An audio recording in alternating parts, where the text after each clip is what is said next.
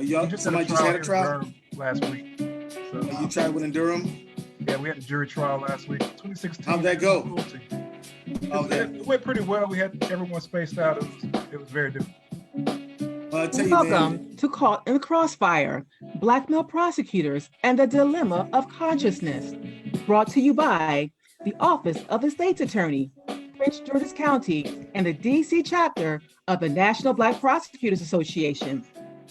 This evening, you'll hear opening remarks from State's Attorney Aisha Braveboy, welcoming remarks from Ryan Norman, President of the National Black Prosecutors Association. That'll be followed by special remarks from Keith Ellison, Attorney General of Minnesota. Then get ready for an amazing panel discussion, followed by Q&A from the audience. Please put your questions in the Q&A box. Ladies and gentlemen, please welcome the State's Attorney for Prince George's County, Aisha Braveboy. Good evening, everyone, and thank you so much for joining us for this powerful and exciting conversation. You know, this forum really is a result of all of the issues that we've seen over the past year and really before, as we've seen both Black and Brown, but specifically Black men and women dying as a result of encounters with police officers. The majority of those encounters have involved Black men. And I thought to myself, what would I feel like being a Black man and also being a part of a justice system that oftentimes has discriminated, stigmatized, and unfairly and unjustly treated me? And I really wanted to create a space for Black men to have this conversation, but not only talk about the challenges, which we want to talk about, but also what are the solutions? Because we know that there are challenges for Black men as they grow up here in America. We know that there are challenges within our school systems, within our communities, and certainly we know the countless stories that we've heard regarding encounters with law enforcement. So I wanted an opportunity to put all of that on the table so that we can come up with a fairer and more just system of justice with the voice of those who are more directly impacted than almost anyone else at the forefront. And so that's why I wanted to create this space. And I'm so grateful that these amazing, powerful, smart, dynamic men agreed to be a part of this conversation. So I am not going to talk much longer. In fact, what I'm going to do is introduce my co-host as well as our moderator for the evening. The co-host of this forum, who you'll hear from very shortly, is Ryan Norman. He's a trial attorney with the U.S. Department of Justice's Consumer Protection Branch, where he prosecutes complex transnational and multi-jurisdictional consumer fraud cases. In addition to his federal work, Ryan is a founding member of the Washington, D.C. chapter of the National Black Prosecutors Association, and he's also an adjunct professor at American University College of Law. So join me in welcoming Prosecutor Ryan Norman. In addition to him, you will also hear from our moderator tonight, who will probably, his name will be very familiar to most of us, A. Scott Bolden. A. Scott Bolden is the current managing partner of Reed Smith's Washington, D.C. office, and he's also a former prosecutor. He is amazing. While he represents clients in white-collar defense work, he also is very active in the community. He works really hard for the Democratic Party. He's also a former chairman of the DC Chamber of Commerce and the DC Democratic Party. He has been named one of the 100 most influential lawyers in business by Savoy Magazine and the American Business Journals. He's amazing. He went to Morehouse College and the Howard University School of Law. He also, I know, you. And he's also a very proud member of Kappa Alpha Psi Fraternity Incorporated. So you will hear from him right after Mr. Norman provides his welcoming introduction. So Mr. Norman, the floor is yours. Well, thank you so much, State's Attorney Brave Boy. I appreciate that introduction, and good evening. As the State's Attorney said, my name is Ryan Norman, and I am the president of the Washington, D.C. chapter of the National Black Prosecutors Association. On behalf of the Executive Board and membership of the 2020 National Black Prosecutors Association Chapter of the Year, I join the State's Attorney in welcoming everyone to our program, Caught in the Crossfire. I would also like to thank State's Attorney Brave Boy for her enthusiastic support of the DC chapter of MBPA, our panelists, as well as the Prince George's County State's Attorney's Office for being a partner in this program with us. Like you, I am looking forward to hearing from our distinguished speakers. As a Black man in America that has devoted his career to serving the public as a prosecutor, few topics could resonate more with me than the one we'll discuss this evening. As the title for the program suggests, Black male prosecutors face a daily dilemma of conscience. How do we faithfully and unapologetically honor our duty to keep communities and victims, many of which are Black and systematically oppressed, safe from crime, while also ensuring that members from those same historically oppressed communities do not encounter disparate treatment in policing and institutional discrimination in the criminal justice system? In other words, how do we, day in and day out, do the right thing by both victims and defendants without forsaking our responsibility to either? There is no easy answer to that question. However, I am confident of two things. First, that the discussions like the one we are about to have will guide us in the right direction. And second, that if anyone can help us think through these issues, it is our group of esteemed panelists. Again, welcome. And I will now turn the program over to our moderator. Thank you, Ryan, very much. I am excited to be here. Thank you, Aisha Brave Boy, the Prince George's County State's Attorney's Office, as well as thank you to the National Organization of Black Prosecutors. I am just very excited, if you will, to be with my colleagues as lawyers, but also as Black men who care about their communities and their communities of color. They serve all communities, if you will, but they bring a special interest to the table as prosecutors. They have lots of government resources. They are the last vanguard between chaos and community and have a tremendous amount of power in regard to who gets prosecuted, what gets prosecuted, as well as how they empower, not just working with the police, but also empower the community. And so I hope that we have both an informative as well as entertaining conversation.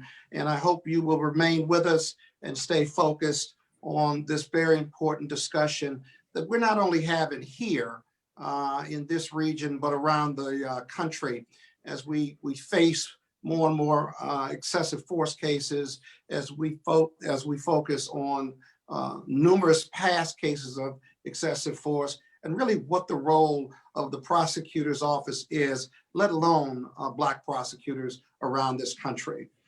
That being said, let me introduce our panel, and then I'm going to ask Attorney General Ellison to bring us some special remarks because I think he may be under some time constraints.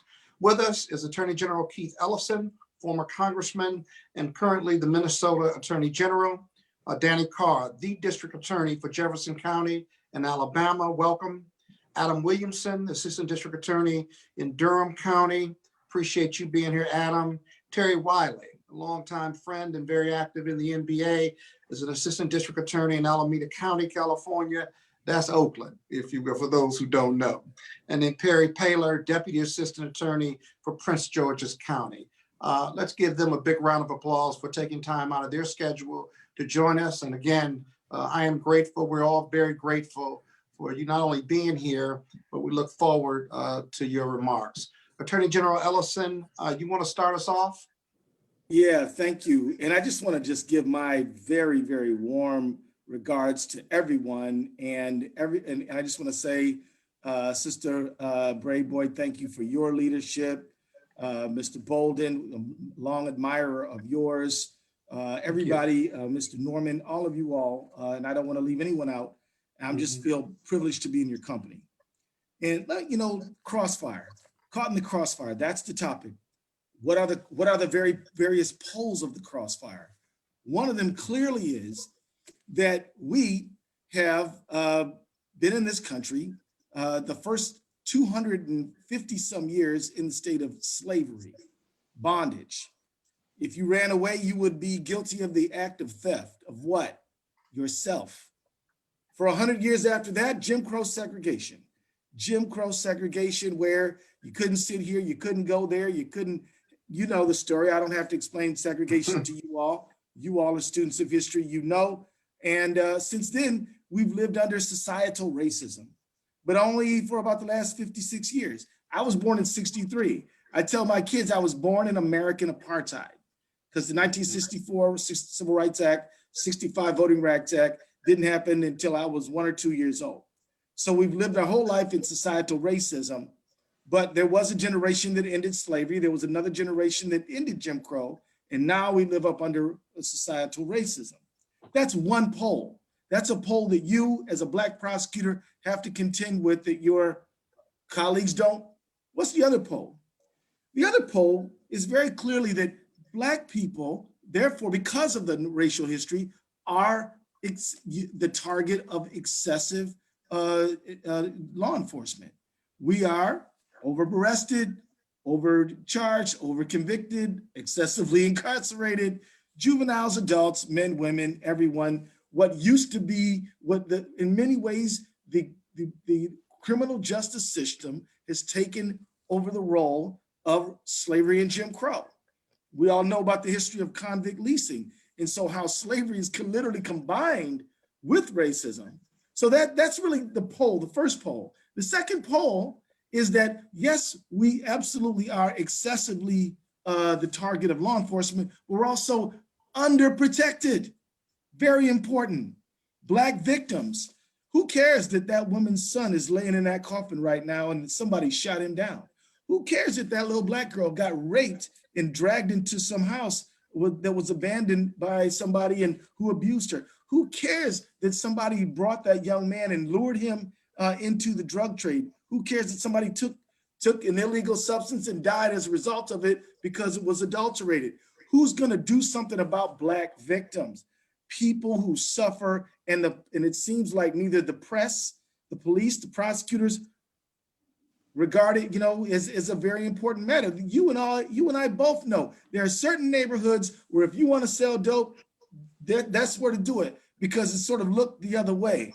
If you want to commit a murder, there's certain places to dump the body that you better not dump it in some other places. No self-respecting criminal would commit crimes in certain areas, and no self-respected criminal would avoid doing their dirt in other areas. And we all know where they are, and they usually are color-coded, if you know what I mean. And then what is the third pole? The third pole is you as a minister of justice. A prosecutor is a minister of justice, not a minister of punishment. And justice does include mercy.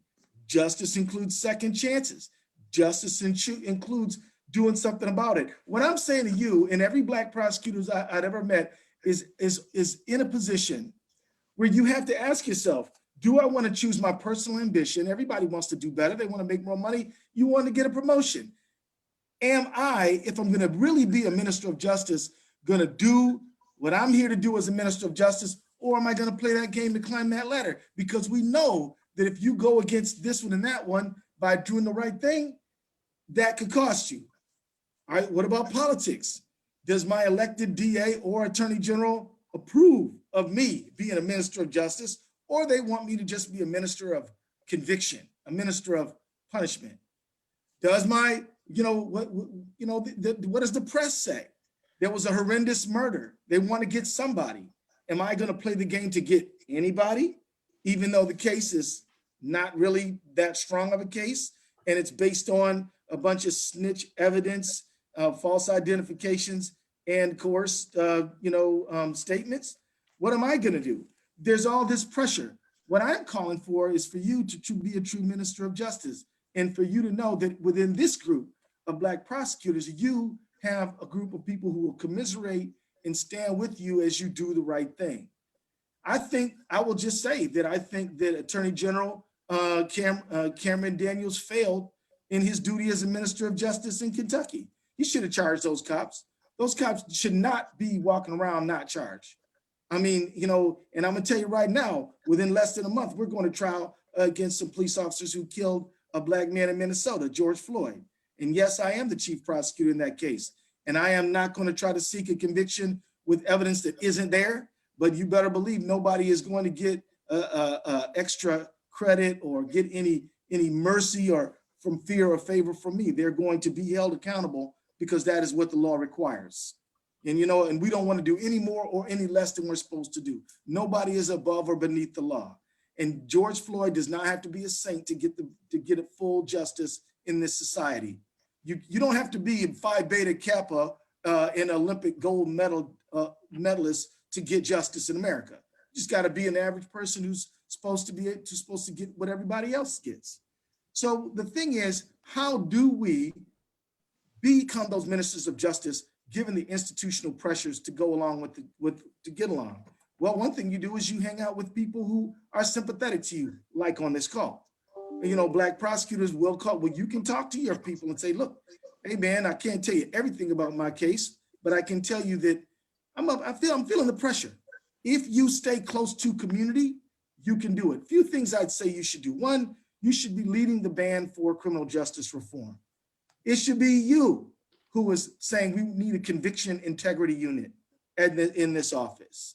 It should be you who says, let's do bail reform. You know, if you pick up somebody on a $500 bail, they might not be able to get out of jail. They lose their job, they lose their apartment, they lose everything. And then they might actually need to commit a crime, even though they may never have done so. Expungement. Second chance. Let's be the ones who say we are the ones leading the band on second chance. I believe in prosecuting people and holding people accountable. I believe penalties are part of what that means. I also believe that nobody is the worst thing they ever did. And if anybody's going to ask for second chances, it should be us. And we can talk about when, where, and how, but we should be on the forefront of that.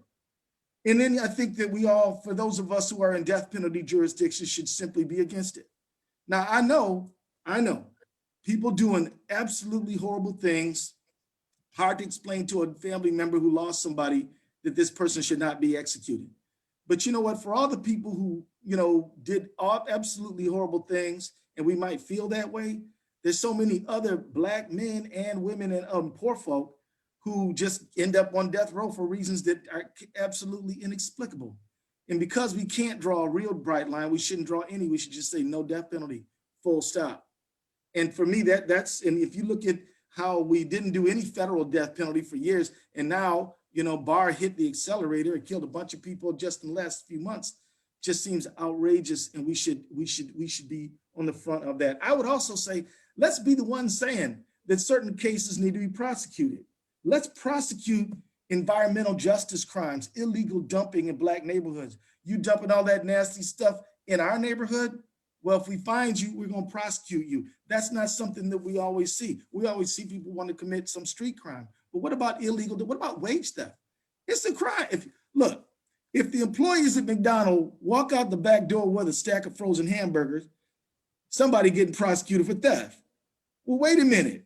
What if the employer says, I'm going to pay you $10 an hour, but it seems like my check is only adding up to 7 or 6.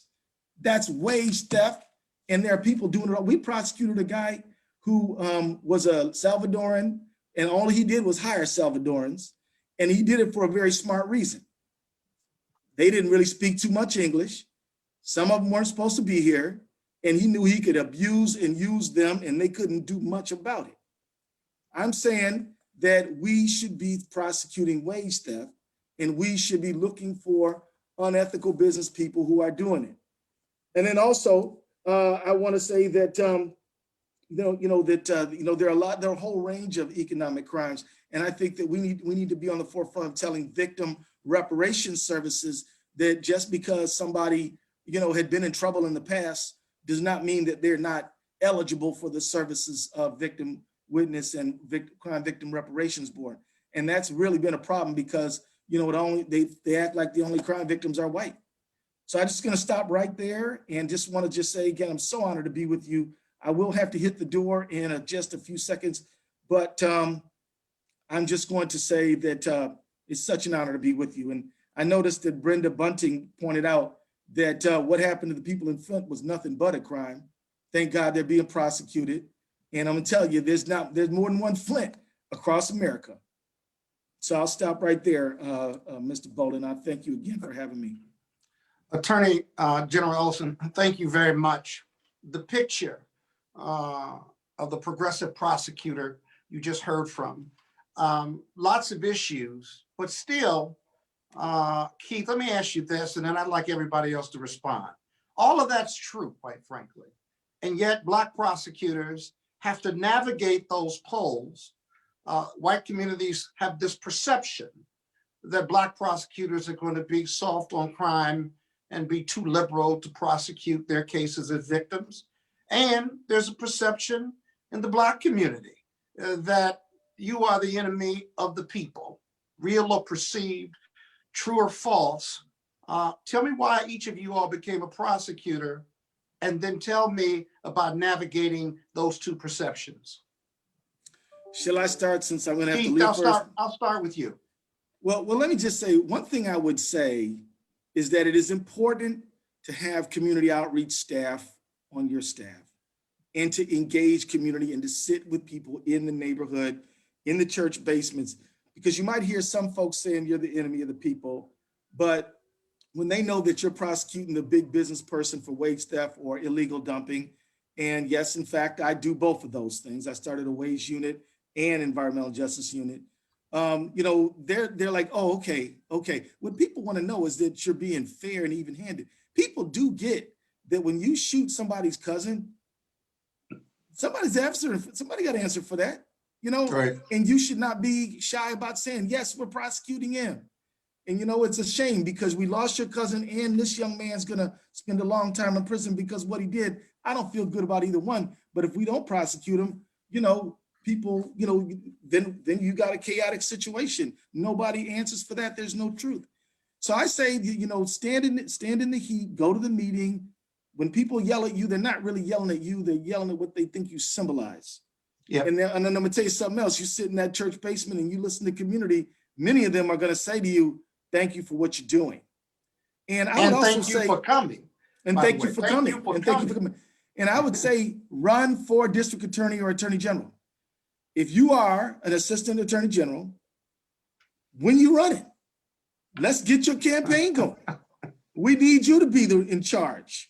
If you run the show, you ain't got to worry about what the DA is talking about. And so I would say, I would stop right there, but thank you for the questions, very insightful. I appreciate it. Adam, you want to be up next? Why'd you become a prosecutor? And tell me how you navigate those two perceptions, those two negative perceptions. Well, thank you for that question and good evening. I just want to thank you all for inviting me on behalf of the state's attorney's office, Prince George County, and the National Black Prosecutors Association. I'm here on behalf of my elected district attorney, Satana DeBerry. That is an interesting question that I have to wrestle with on a daily basis. On a micro level, I became a prosecutor for the experience. You know, I was told as a younger graduate from law school that being a prosecutor gave you great experience of navigating different criminal law issues, different criminal law topics. But from a macro perspective, a bigger picture perspective, the reason I became a prosecutor was I looked at being a prosecutor as a position in which you have the impact, you have the power to regulate and control the outcome. If you see something was charged wrongly or unfairly or overcharged, I can stop and end with you. It doesn't have to see a judge. It doesn't have to see the courtroom. And so you are having that impact on the front end versus, and there's nothing, I don't want to say it like there's anything wrong with coming from the defense perspective, but from the defense perspective, you're having to fight that fight on behalf of that person. I did spend some time interning with the Mecklenburg County Public Defender's Office. And I got a chance to get that experience of being an advocate. And so my primary reason in becoming a district attorney was because I'm able to impose fairness or stop an unfair prosecution or pursue a prosecution that hadn't been pursued that should have been.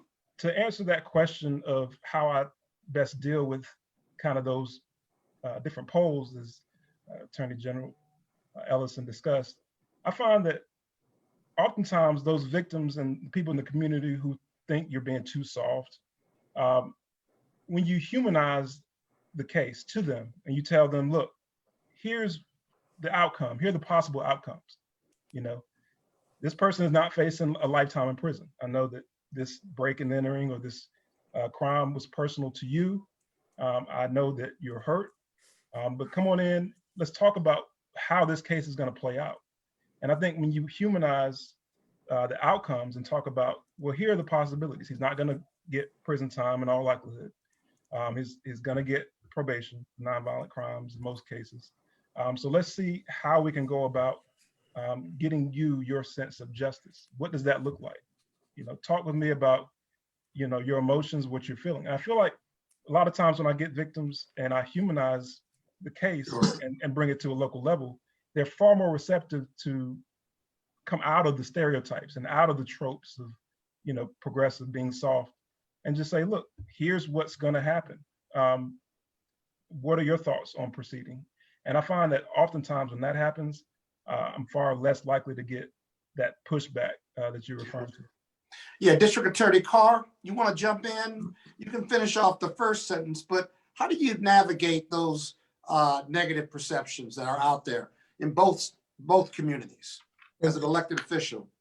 It's a great question, Mr. Bolden. Let me also say respect. I'm also a brother Cap Alpha Psi. I just wanted to say that. But however, My man. but let me give you a split screen real quick. Mm-hmm. I walked out of a courtroom about a year ago, and there was a family member who was standing at the door of the elevator and looked at me and said, how do you live with yourself being a black man and being a prosecutor? Exactly. There it is. Now, let me take it a step further though. When I got downstairs in my office, the mother of the young lady who was killed grabbed my neck and wouldn't let it go. Yeah. And she said, looked at me and said, I want to tell your mother, thank you for having you.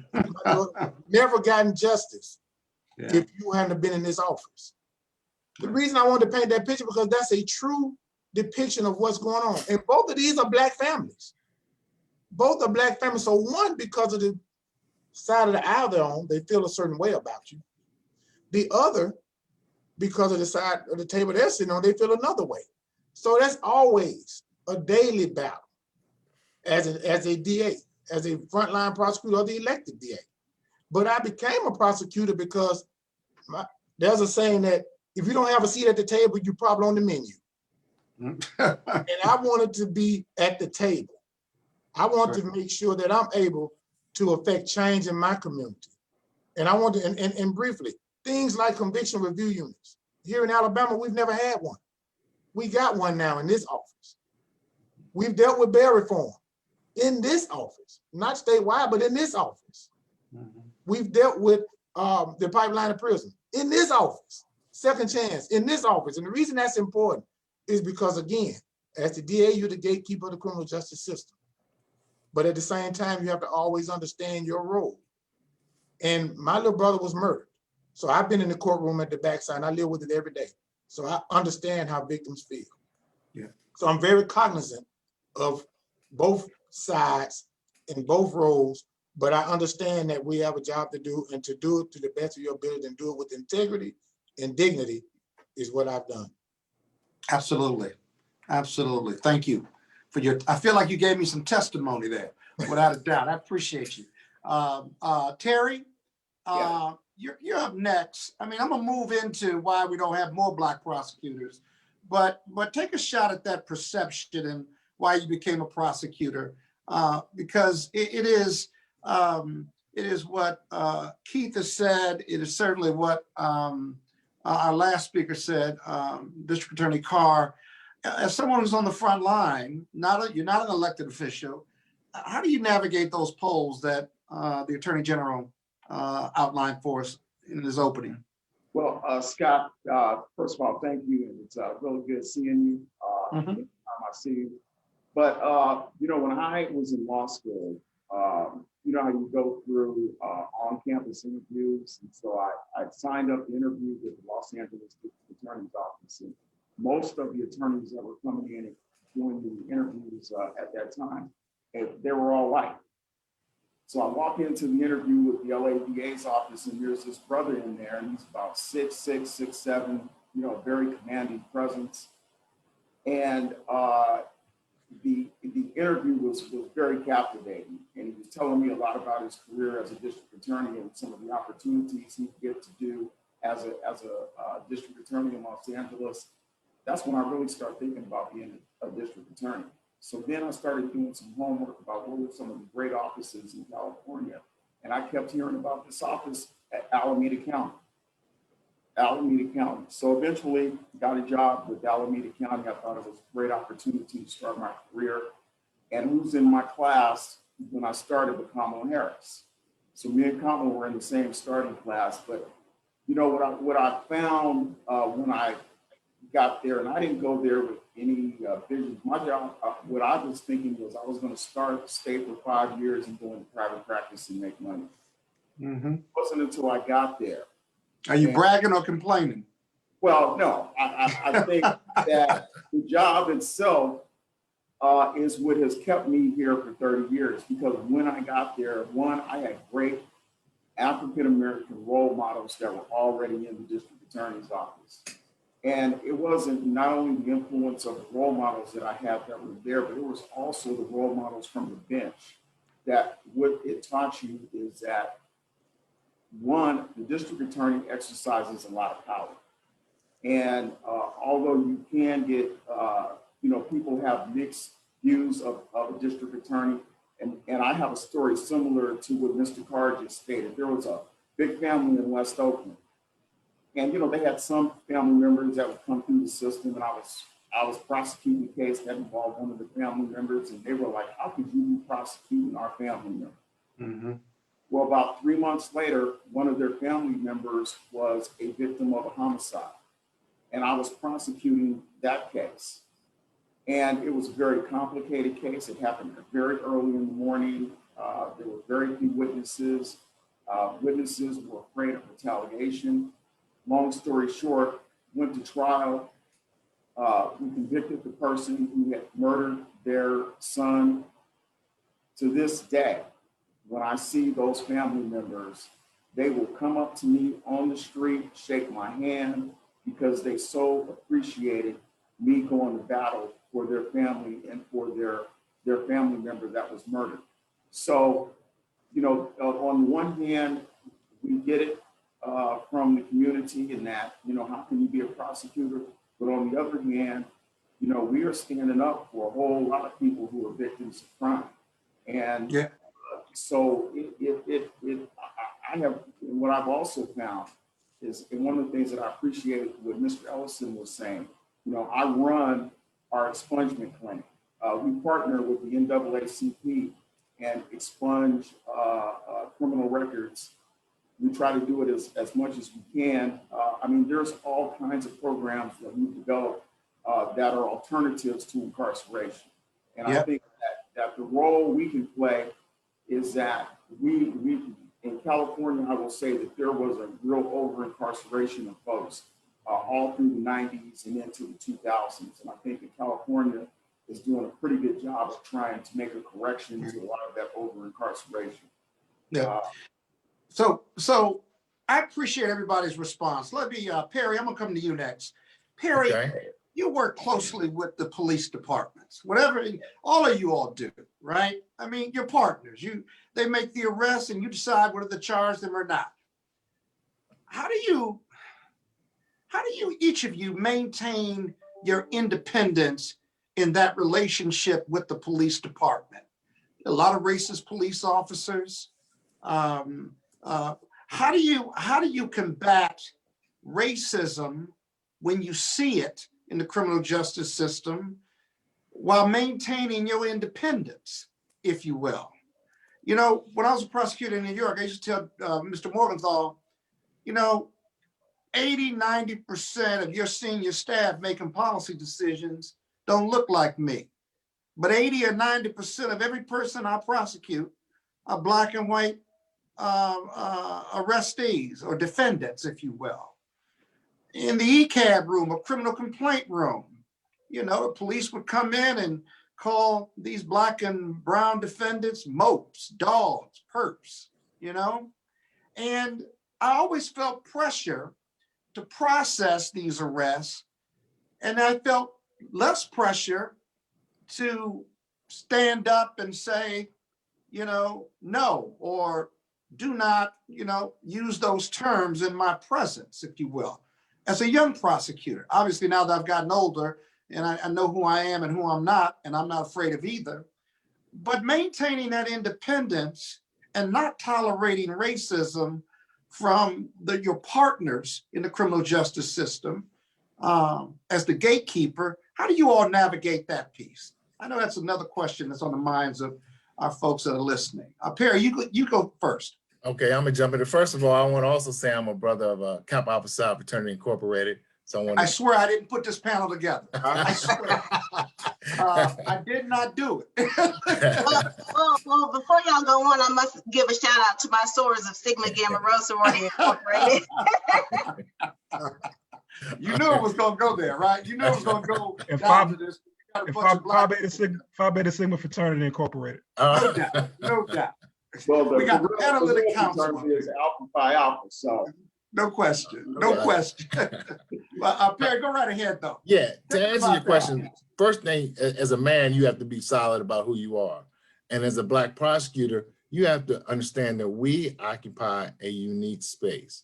Because at the very same time that we are members of law enforcement, we are also part of a class based on our race and gender that are subjected to being over-policed, subjected to excessive force, based solely on our race and gender. So what do we have to do? We have to look at every case and every charge with a jaundiced eye, because as Mr. Ellison said, we're responsible to pursue justice, not pursuing conviction.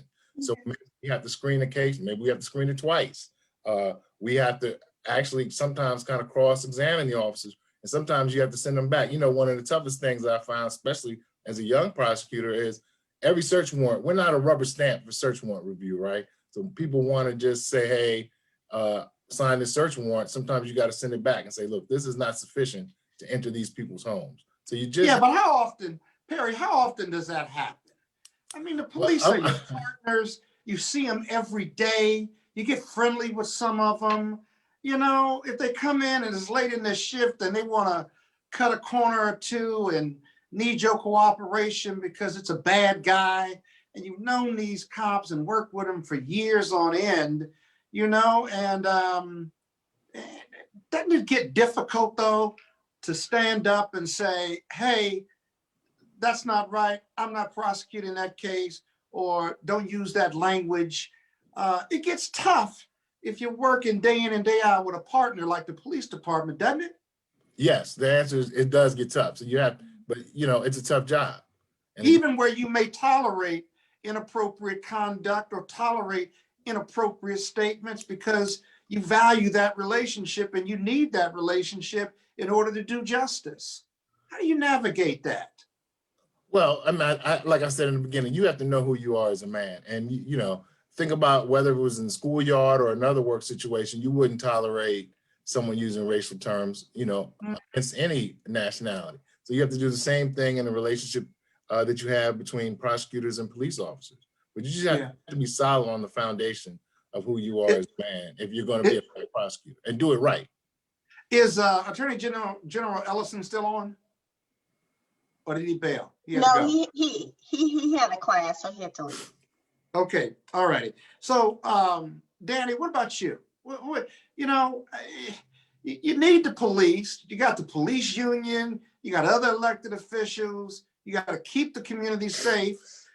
I believe that police aren't, you know, you don't have a few bad apples. The police know about the bad apples, and if they don't get rid of the bad apples, then they're complicit as part of their police culture, quite frankly. It's just my view of the world. But how do you maintain your independence when you need that police department and they may not always be acting, or they may be acting badly, and you know about it? Well, I What are you think gonna do about that? I think you have to set the culture. And what I mean by that is, you have to make sure that they understand, even by example on a case, even if it's close, that you're not going to tolerate, doing underhanded stuff, doing things that may seem to not follow within the parameters of the law. And you have to be willing to tell them that. And you have to also be willing to stand up and say, I know this guy's trafficking drugs, but you shouldn't have searched that car, so we're going to dismiss it. And then you have to be willing to send that to the chief and let him know that this won't be tolerated. And because I really do think that you have to set that groundwork early on.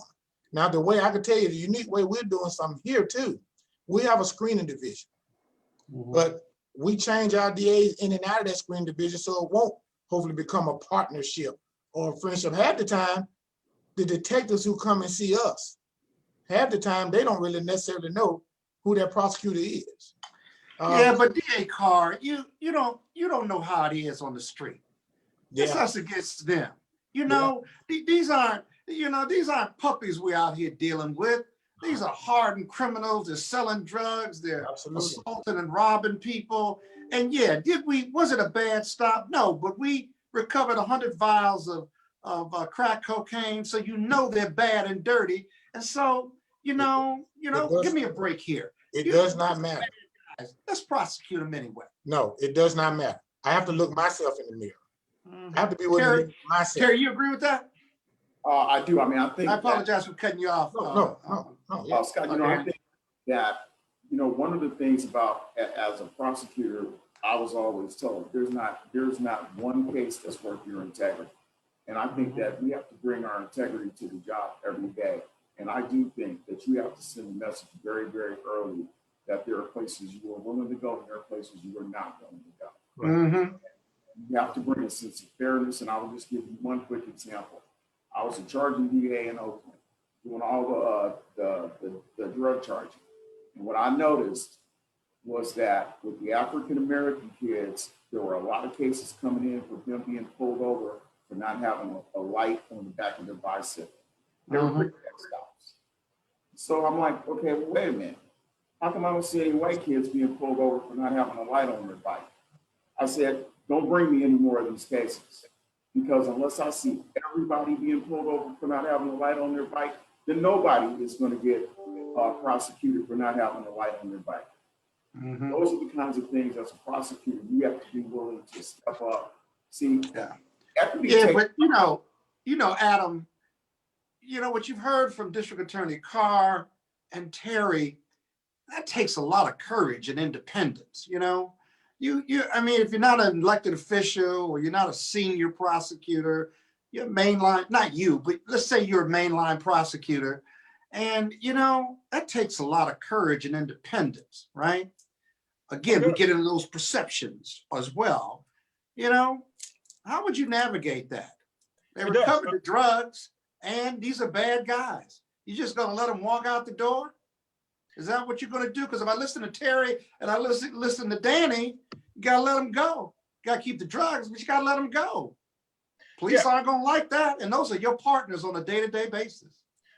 Oh, they are.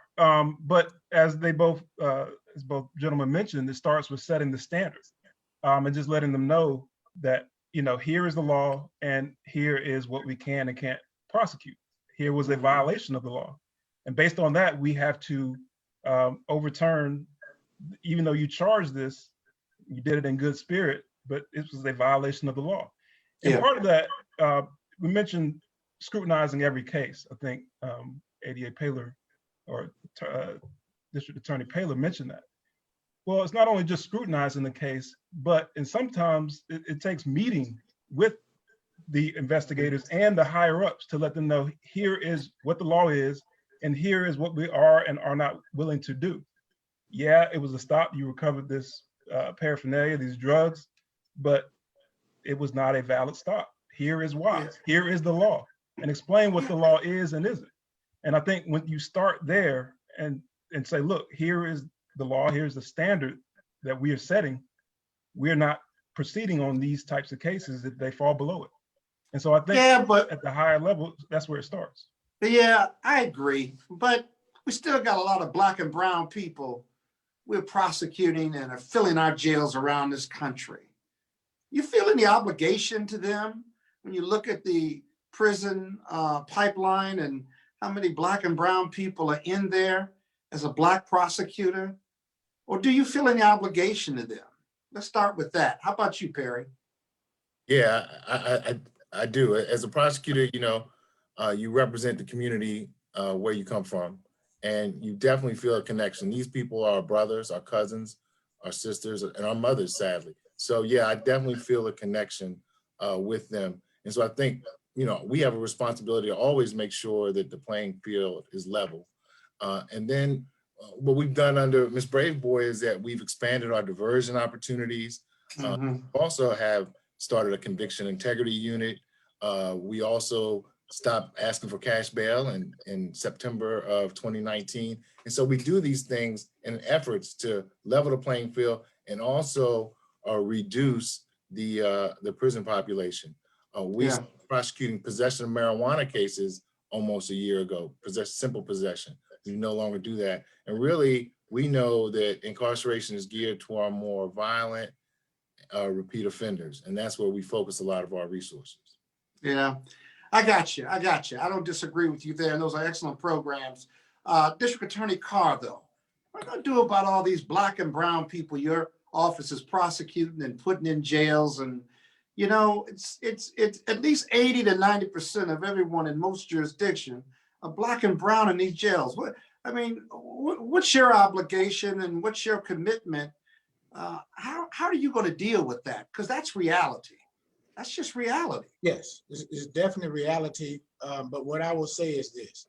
First and foremost, the people that are in there, you have to be willing to go above and beyond. What I mean by that, for me, I take pride in the fact that we try to go out and try to stop some of the crime before they happen. In other words, we're in all of the schools. We have a Helping Families initiative that deal with chronic absenteeism to make sure that we address that pipeline in prison. We have a second chance job fair. And what that means is that we have employers that meet and hire people who have been incarcerated. They know their target audience. And because if you want to deal with crime, you have to change the trajectory of a person's life. So we understand that. We also have several diversion programs that we've instituted. And even if you're indigent, you still can get in. We make sure that happens. And I make sure I tell people, one of the most important things in Alabama about diversion courts, because we don't truly have an expungement statute here. We don't. This is Alabama, y'all. We don't. But what we do have is if you finish a diversion court and your case is dismissed after completion, you qualify to have that purged from your record. A lot of people don't know how important that is.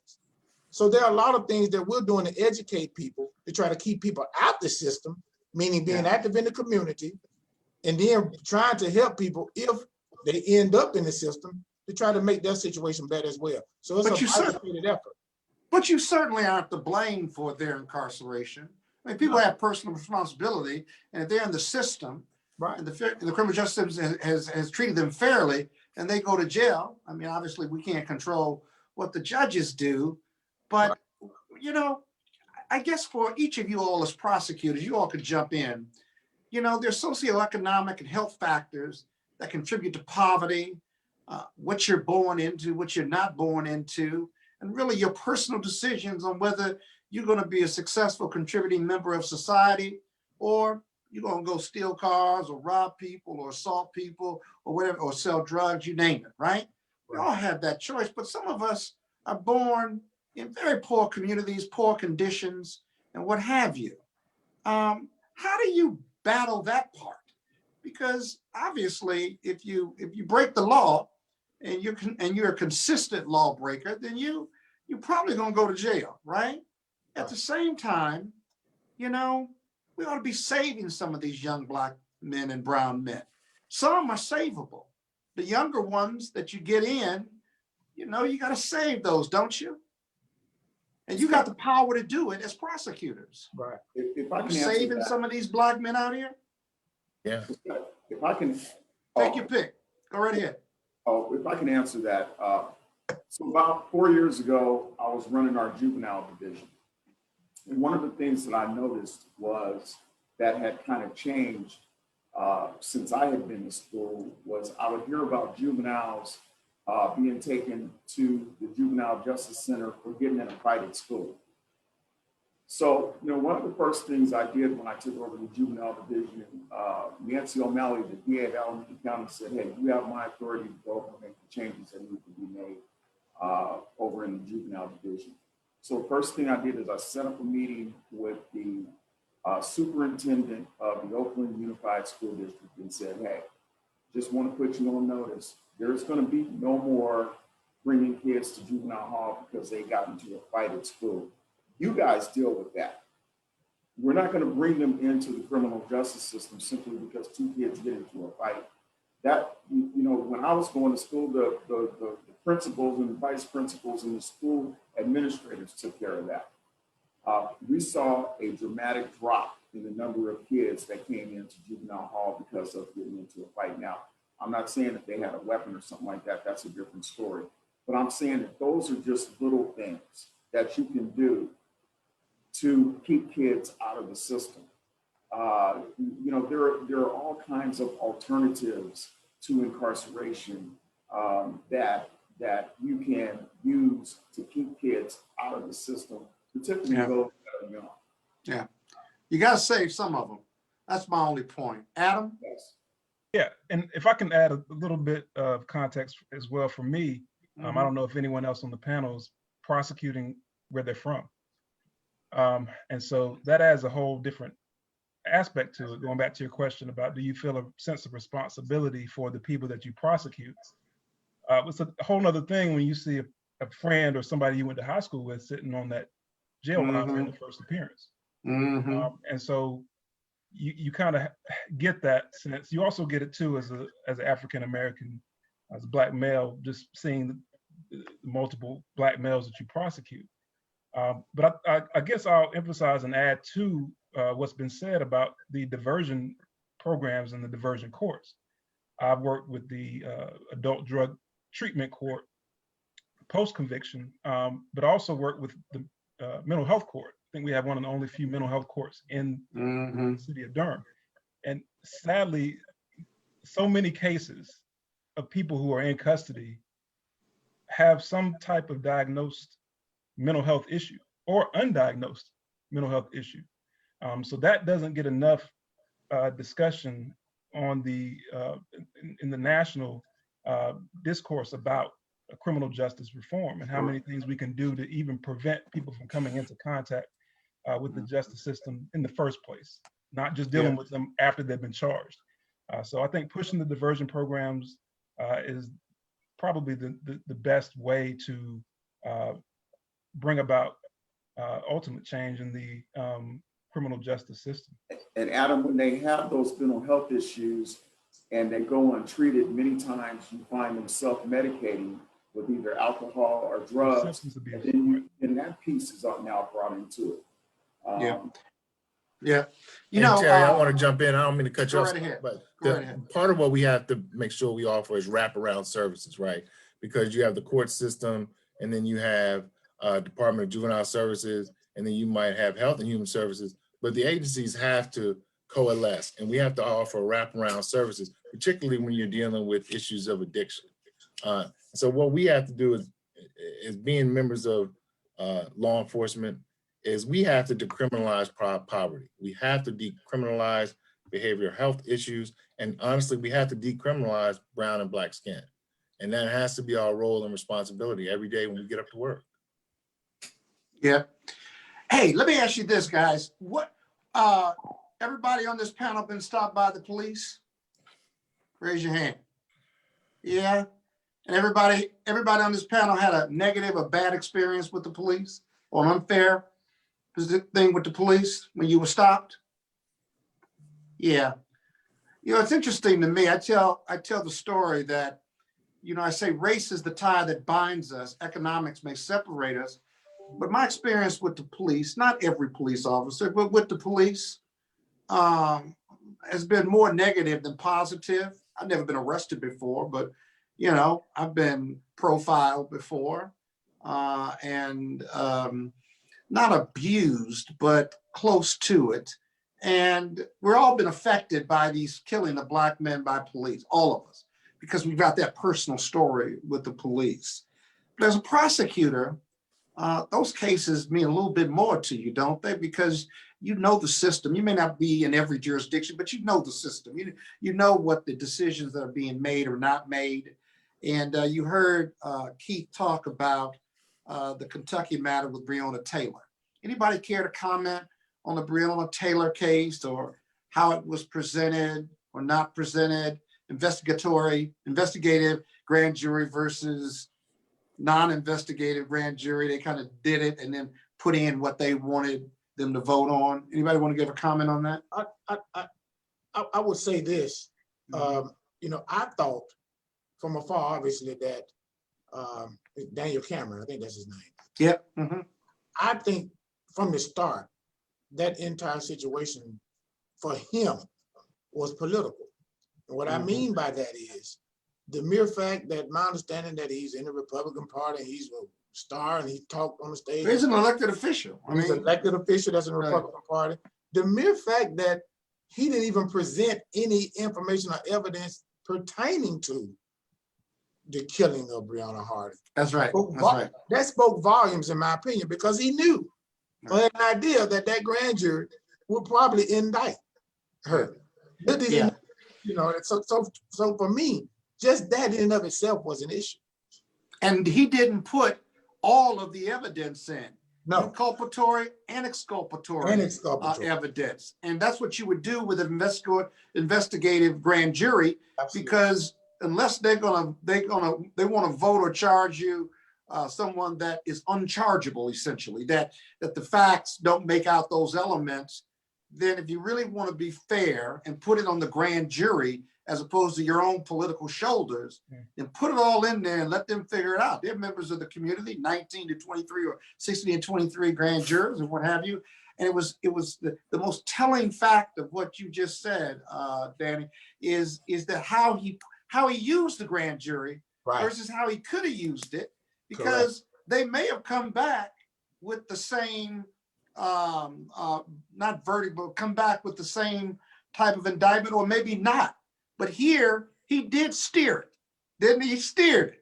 It was the ham sandwich that he steered. Absolutely. And nobody gets prosecuted, and they charge reckless endangerment for conduct with another family in another apartment. And not even in regard to her. Right. Correct. He steered it. He steered it, and I think he also was hiding behind the cloak of, I presented to the grand jury, and if you remember, one of the grand jurors came forward and said, wait a minute, we didn't hear anything. And they got permission to interview and give that opinion. And I mean, that took a lot of courage, right? They could have stayed behind the scenes and been grumpy about it, but they stepped forward. And we need more of that. And they should be recognized as the heroes that they are for making that stand. Right. Yeah. The power of discretion. The most important power each of you all have. I'm talking to you too, Aisha, if I may. You know, power. It's a hell of a thing, power. Power of discretion. Who gets charged, who didn't. I didn't even have to, when I was a prosecutor in New York City, I could decide as a new prosecutor whether I was going to charge someone or not. I didn't have to consult up the line or anything. I mean, misdemeanor cases, that's all I was handling. But the power of discretion. How do you manage that power as it relates to either defendants or victims, for that matter? You know, because you got a lot of discretion on this call, a lot of discretion. And who gets elected to district attorney, you know, may be political, and you may be representing the people for the state of your jurisdiction, but you got a lot of power. And so we ought to be helping our community with that power of discretion. And I want to talk about victims, You know, how do you use your power of discretion to help defendants, of course, but more importantly, making victims whole with that power of your discretion? Who wants to go first? Perry, I'll go with you. Let me pick Perry. Go right ahead. Okay, well, with that power, and we've learned this from Ms. Braveboy, you have to be thoughtful, right? You have to be thoughtful in the manner in which you use that power. And part of it is it's good that we have an elected chief prosecutor because they know the community and they know the manner in which they're— And we're elected by the community. Exactly. So they know whether or not are we going to go with these pretextual stops. What's our community take their temperature? How do we feel about no-knock warrants? So you have to represent the community that sent you there, and you have to be thoughtful with the manner in which you use the power that you're given. Because if you abuse it, you got to go back and see these same 4 people 4 years from now, you know, and you have to be able to explain what you did with that power. So they will hold you accountable, and you got to know that. And I think you know, it's good that we've seen an increase in the number of African Americans running and get elected. I'm just glad more Black people are voting. I have a low bar. I'm just glad they vote. They understand voting up and down the ticket, up and down, you know, federal, state, local, county level. I think our communities of color have figured that part out after 4 years of the Biden predecessor. But Danny, what do you say to this question about that great power of discretion you have as an elected official, and who gets prosecuted, who doesn't, but how you help the victims with that discretion? You know, I think with that power, I think you have to be as transparent as possible. I think that's important. I think whatever decision you make, and I tell people oftentimes, being an elected DA, especially being the first African-American here in Alabama, because we don't have any African-American statewide elected officials here.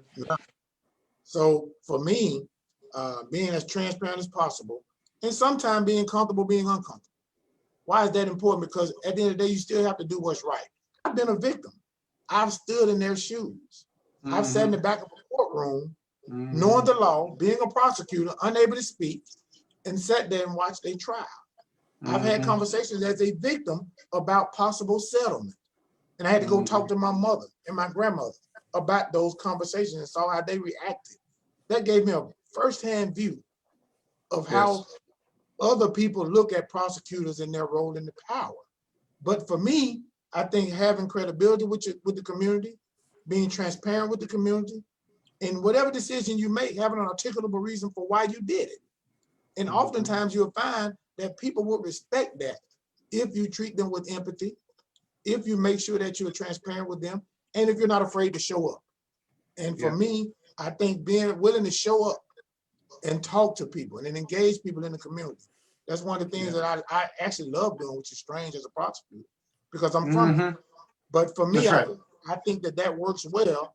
And that's something that I've always done. And I think it has helped me along the way as it relates to making tough decisions. Yeah, excellent response. Adam, I want to go to you and talk to you about bail reform. What does that term mean to you? And kind of give me your thoughts on it. I guess your personal thoughts, not necessarily your office's thoughts. So you can do one or the other. It's up to you, since you're an assistant district attorney. Sure, and different policies of bail exactly across the country, state to state. Here in North Carolina, for example, we have a system of cash bail where you get a bond figure, and in most cases, you end up putting up about 10 to 15% of that bond if you have the money. Don't you need property too, or no? Yes, or property, you know, whenever people have it to put up. And so that's kind of just the general picture of how bond is structured here in North Carolina. Our office's policy is to go against cash bonds. It should be even across the board, because what happens is you get one defendant charged with the same exact circumstances, who has resources and money, who oftentimes is not Black. And then you get somebody who's indigent, who is Black or African American, who can't afford it. And so our office's policy is to is in opposition to cash bond. We think it should be based on, are they a danger to the community? Right, If they're so, should we flight have risk, all of those things. flight risk, So, danger to the community, ties, things of okay, that so nature. why don't we just get rid of bail? Let's reform it by getting rid of it. And either you keep them because they're dangerous, or they're going to go elsewhere, or they're going to flee, their flight risk, or no bail at all. Yeah, and that's our office's policy.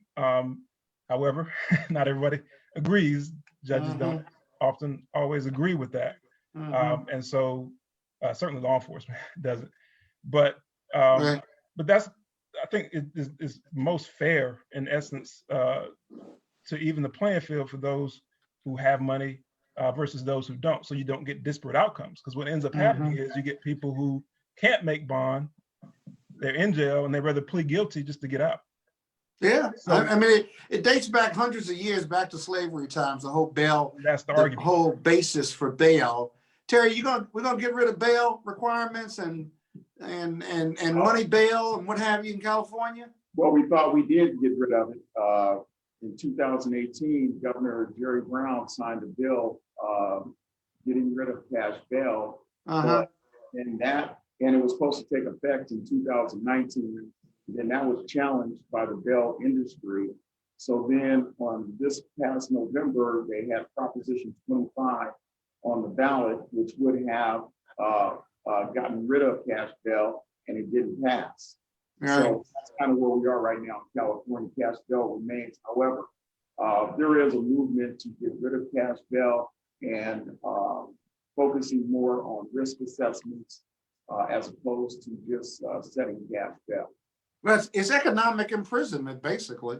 I mean, if you can't afford bail, we don't have debtors court, or rather we don't have debtors prison. But if you're homeless or you are below the poverty line and you can't make bail, and let's say you get arrested, whether you're doing something wrong or not, you're stuck in there. And the best thing most prosecutors, not all, will tell you is, well, you can get time served, or, at least if you're going to take a plea and get sentenced, then, that'll go towards your time served.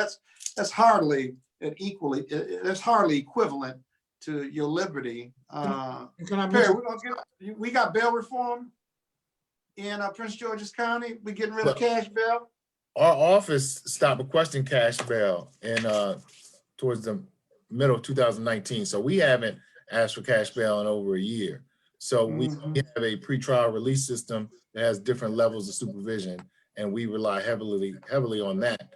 But we ask for cash bail. And it's just like I said a little while ago, we have to decriminalize poverty. And cash bail is a main function of criminalizing people because of their economic status. And so by us not asking for cash bail, that's the step our office is taking in order to decriminalize poverty. Excellent. Dan, you want to jump in? Go right ahead. can I say this, Scott? Well, we here, believe it or not, in Alabama, we keep saying that. In Alabama. Yes, in Alabama. Believe it or not, what we did was myself and the presiding judge got together and adopted a risk assessment tool. It's called the VPRA, the Virginia Pretrial Release Assessment Act.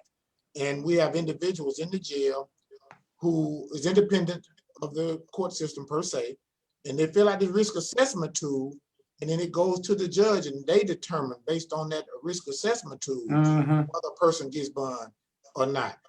What that does is takes money totally out the equation. Now it doesn't apply to murder cases and rape in the first degree. Those two are the exceptions.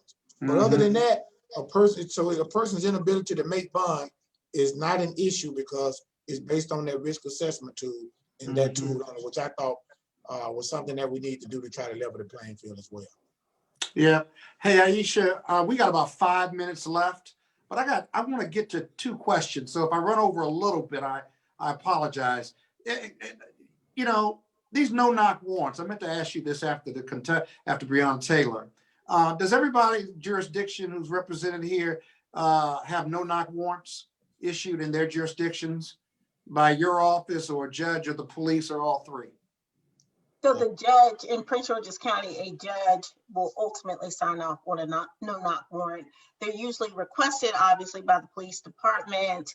Our office reviews them and would have to approve them in order for it to get before a judge. And I think our judges, do that because they understand that there needs to be an independent analysis of whether or not that warrant is necessary, because again, we should be talking about dangerousness and not other things. And so our office does review those, and if we don't approve them, which we have not approved several, we explain to the department why we're not approving it, and it'll be that. If we do approve it because they have proven that there is a level of dangerousness, then we would approve it and then send it, and then they would take it to the judge, and then the judge also reviews it and makes a decision as well. So they don't always have to agree with our office, but there is a no-knock provision on the books in the state of Maryland. It is being debated because of Breonna Taylor and other incidents, but currently there is that provision. Danny, what about in your jurisdiction? No, we don't utilize no-knock warrants much at all, actually, which I'm grateful for. But again, as far as the process is, again, the judge, they go and swear before a judge based on the contents of that warrant, that everything is true and accurate in there, the penalties of perjury. The judge looks at it and makes a determination. But and most of the jurisdiction here know that I'm not a fan of no-knock warrants. Yeah, the information, I always wonder how stale or how fresh the information is on these no-knock warrants. But that we could do a whole nother debate on that. Adam, real quick, no-knock warrants in Mecklenburg County? Yeah, so in Durham, in Durham, I'm sorry. Okay. No, you're fine. But across Durham, they are valid, but they don't. The officers will handle those. They don't come through our office. Yeah, Terry. What about California? Yeah, the rule in California is knock and notice, but there are some exceptions. If the warrant's being served in a public setting, then you don't have to knock and notice. Or the president gives consent, and then there is that exigent circumstance where the person does not have to knock and notice, but as a general rule, it's a knock and notice jurisdiction. Yeah. No, I appreciate it. Listen, we got 2 or 3 minutes left with this incredible panel. We covered a lot of ground. We didn't even talk about, not completely, we didn't talk about police misconduct or body cams and what have you. We're gonna come back for part 2. If they'll have me, and they'll have you all back, because that's a whole nother discussion. If you want to ask a couple more questions, Scott, why don't you go ahead, and then we'll do the audience Q&A right after you. I only got one more. I only got one more, and that's this. We all have wish lists in regard to criminal justice reform, all of us, right? I mean, the list probably 10 to 15 things on there that need to be done to make criminal justice kind of a better institution, right? So I'd like each of you all to tell me what's number 1 on your list, and I'll start with Adam. What's number 1 on that list of criminal justice reform for you, based on what you've seen? I think it's pretextual stops. I think having some context, some articulable suspicion in terms of pretextual stops would be number 1, just briefly. Yeah, that's broad, but really, really important. Terry, what you got? I think that what I see that one of the biggest, one of the things that causes the biggest bone of contention, I think, with law enforcement and the African-American community is that, many times people will go and they may have an issue with the criminal justice system, and then they get out and they're now trying to turn their life around, yet they're subject to search clauses and stops in the day or night. And to them, it feels like they're being harassed, and all they're trying to do is turn their life around. I would like some some legislative or even by agreement, so that stops, and so that when folks have done their time and they're now trying to turn their lives around, you know, they're given an opportunity to do it, and without you know, being harassed or, you know, constantly searched, constantly stopped, because I do think it causes a lot of friction between the community and Sure. Perry, what you got? Well, Number one on your list. Yeah, well, we know what news cameras did to the civil rights movement. And I think that body cam and dash cam on police officers would do that to criminal justice reform. So for number one on my list, I would like every officer. You got to turn them on though, man. Well, and they they got to get them. Right? Make them mandatory, and, you know, they have to be on. But that's, you know, think along with cell phones, think about the report on George Floyd if it wasn't recorded. Yeah. What would that state of charges look like, right? But it's because we have, you know, the technology to really get accurate reflections of what happens on the street. So number one for me would be body cam and dash cam, so we can get a effective view of what's going on. Yeah, no, I agree with you wholeheartedly. District Attorney Carr, what do you think? What's number one? I'll be real quick. And this isn't a political question either. It just sounds political. Yeah, I understand, but honestly, I agree. Body cameras, number one, mandating that every jurisdiction have them turned on. Number two, more community policing to make sure that if you're in a community and you know the people you're policing, you're more apt to respect them and show empathy to them. And the third is make restorative justice a bigger piece. Provide resources for DA's offices to start that piece within their office, so low-level offenders don't even have to come to the courtroom. That's right. All of that stuff, I think those are things that we need to look at. In my opinion, that's top on my list, although that's three. But I hear you. Aisha, you want some of this? You want to get in on this?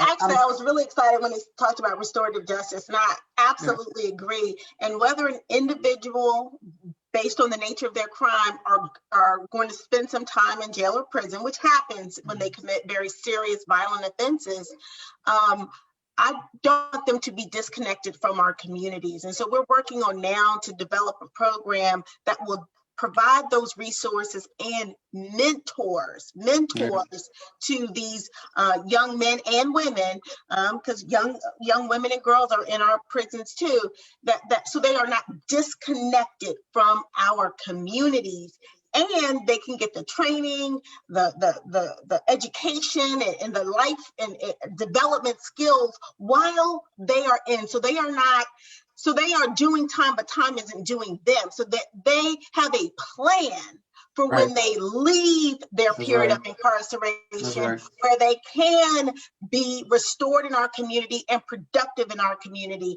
That's what we're working on right now.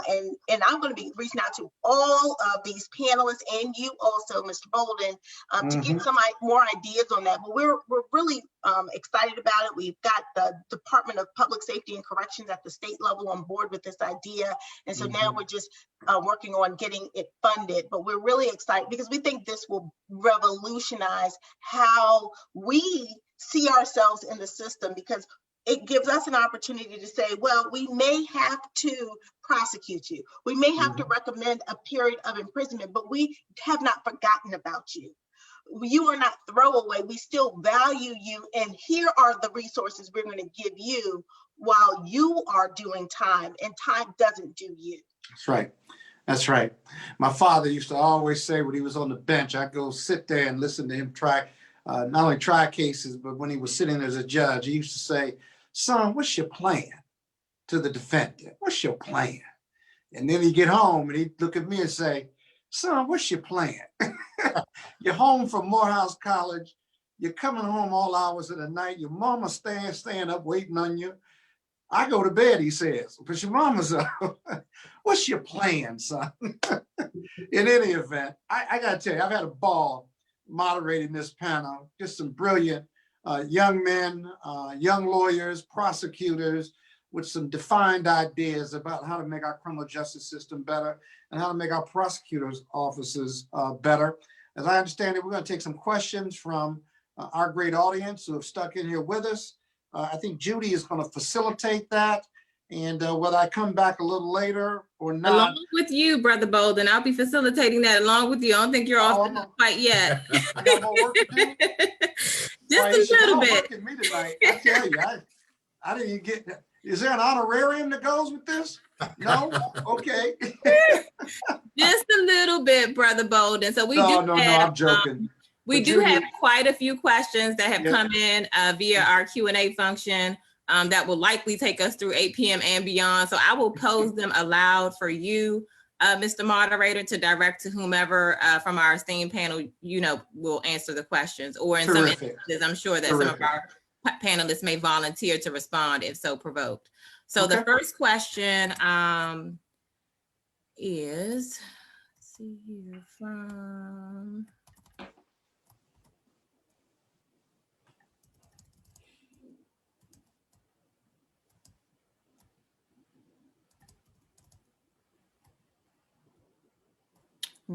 Robert Johnson or Bob Johnson. What has been your experience in a courtroom representing the state when you know that people of color have been overcharged for crimes? Is there a process to stop this and eliminate pleading out just to get a conviction? This is common practice. What are your thoughts? Who wants to take that? I'll take it. Yeah. All right, Dan, go right ahead. For me, I was an assistant DA for 18 years, frontline prosecutor, prosecuting cases. And one of the powers that you have, even as an assistant, obviously, is the fact that learning the facts, when the officers comes in initially and provide a case to you, by the time you get to a courtroom, those facts change somewhat. And you can look at that case, determine whether the charge is appropriate. And if it's not, then you can reduce that charge down to what it should be based on the elements and based on the facts as you know them, to make sure that it's conducive to what you believe you should be charging and prosecuting a person for. But we all know that by the time a case is charged and by the time there's either a plea deal or some diversion offer, whatever, that the charge and all that stuff change over and over again. So you just have to make sure you do what's right, make sure that the facts are conducive to what the law is. And if a person has been overcharged, you have the ability to make it right. And that's your sworn duty, and that's what you should do. Yeah, at the federal level, Biden has certainly reversed that overcharging measure for the last 4 years, at least charging to the max, which means overcharging when it comes to people that look like us. Adam, go right ahead. Yeah, just jump in. I think part of it, kind of to circle back to what I was mentioning earlier, part of it starts with communication. And if you see the same type of charge being overcharged multiple times, then it's just a matter of getting in touch with the same investigators and officers that you see doing it and letting them know, look, here is where we are and here is how we generally proceed given these types of facts. And so I think it's having that level of communication so that you don't have to see the charge on the front end versus having to use your discretion on the back end. Yeah, you first of all, depending on where you are, you shouldn't be overcharging cases, period, basically, in order to get a plea deal. Thinking that as a matter of policy, you shouldn't really be doing that anyway, because to me, it's unethical, to be honest with you. So we had a policy example of that when we stopped charging low-level marijuana cases. We had to communicate that to the police and basically change the culture. Has been a driving force of charges of young Black men for decades. Small amounts of marijuana, our office took the position that we were no longer going to charge those cases. And like Adam said, we had to communicate that to the officers on more than one occasion, right? Over and over again. We were changing the culture, and we're still changing the culture. And so that's part of what we have to do, communicate. And then once a decision is made, we have to stand by it. It costs the system tens of thousands of dollars in man hours and other administrative costs for a small bag of weed. It just, the cost benefit analysis, notwithstanding the illegality of it, it just doesn't make sense. And smart decisions like that just need to be done nationwide. Judy, you got another question? I do.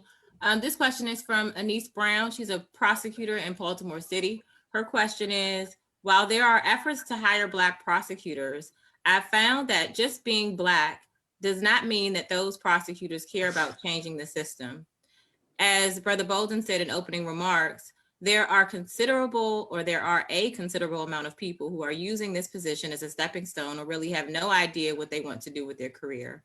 How do the panelists keep from getting frustrated? Well, excellent question. Who wants to take that one? Terry, why don't you go? I'll take that one.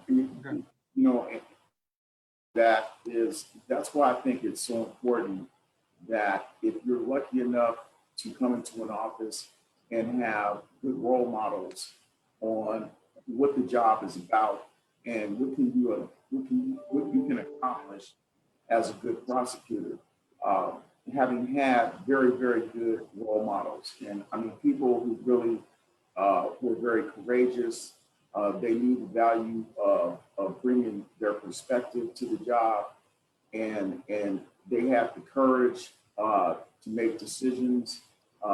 And I think that they were a great example. And so I think that is one thing that you can, anybody who's a prosecutor and they've been there a while, you know, part of the leadership that you bring to the office is being a good mentor and a good role model for those that are coming up. Yep. Perry, you want to take a stab at that too, or you good?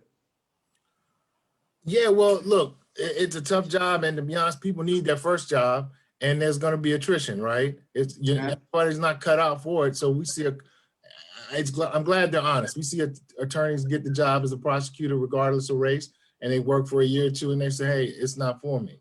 And I think it's best that they're honest with themselves and look for work elsewhere, because the process will weed you out if you really are not up for making these kind of choices and living this kind of lifestyle.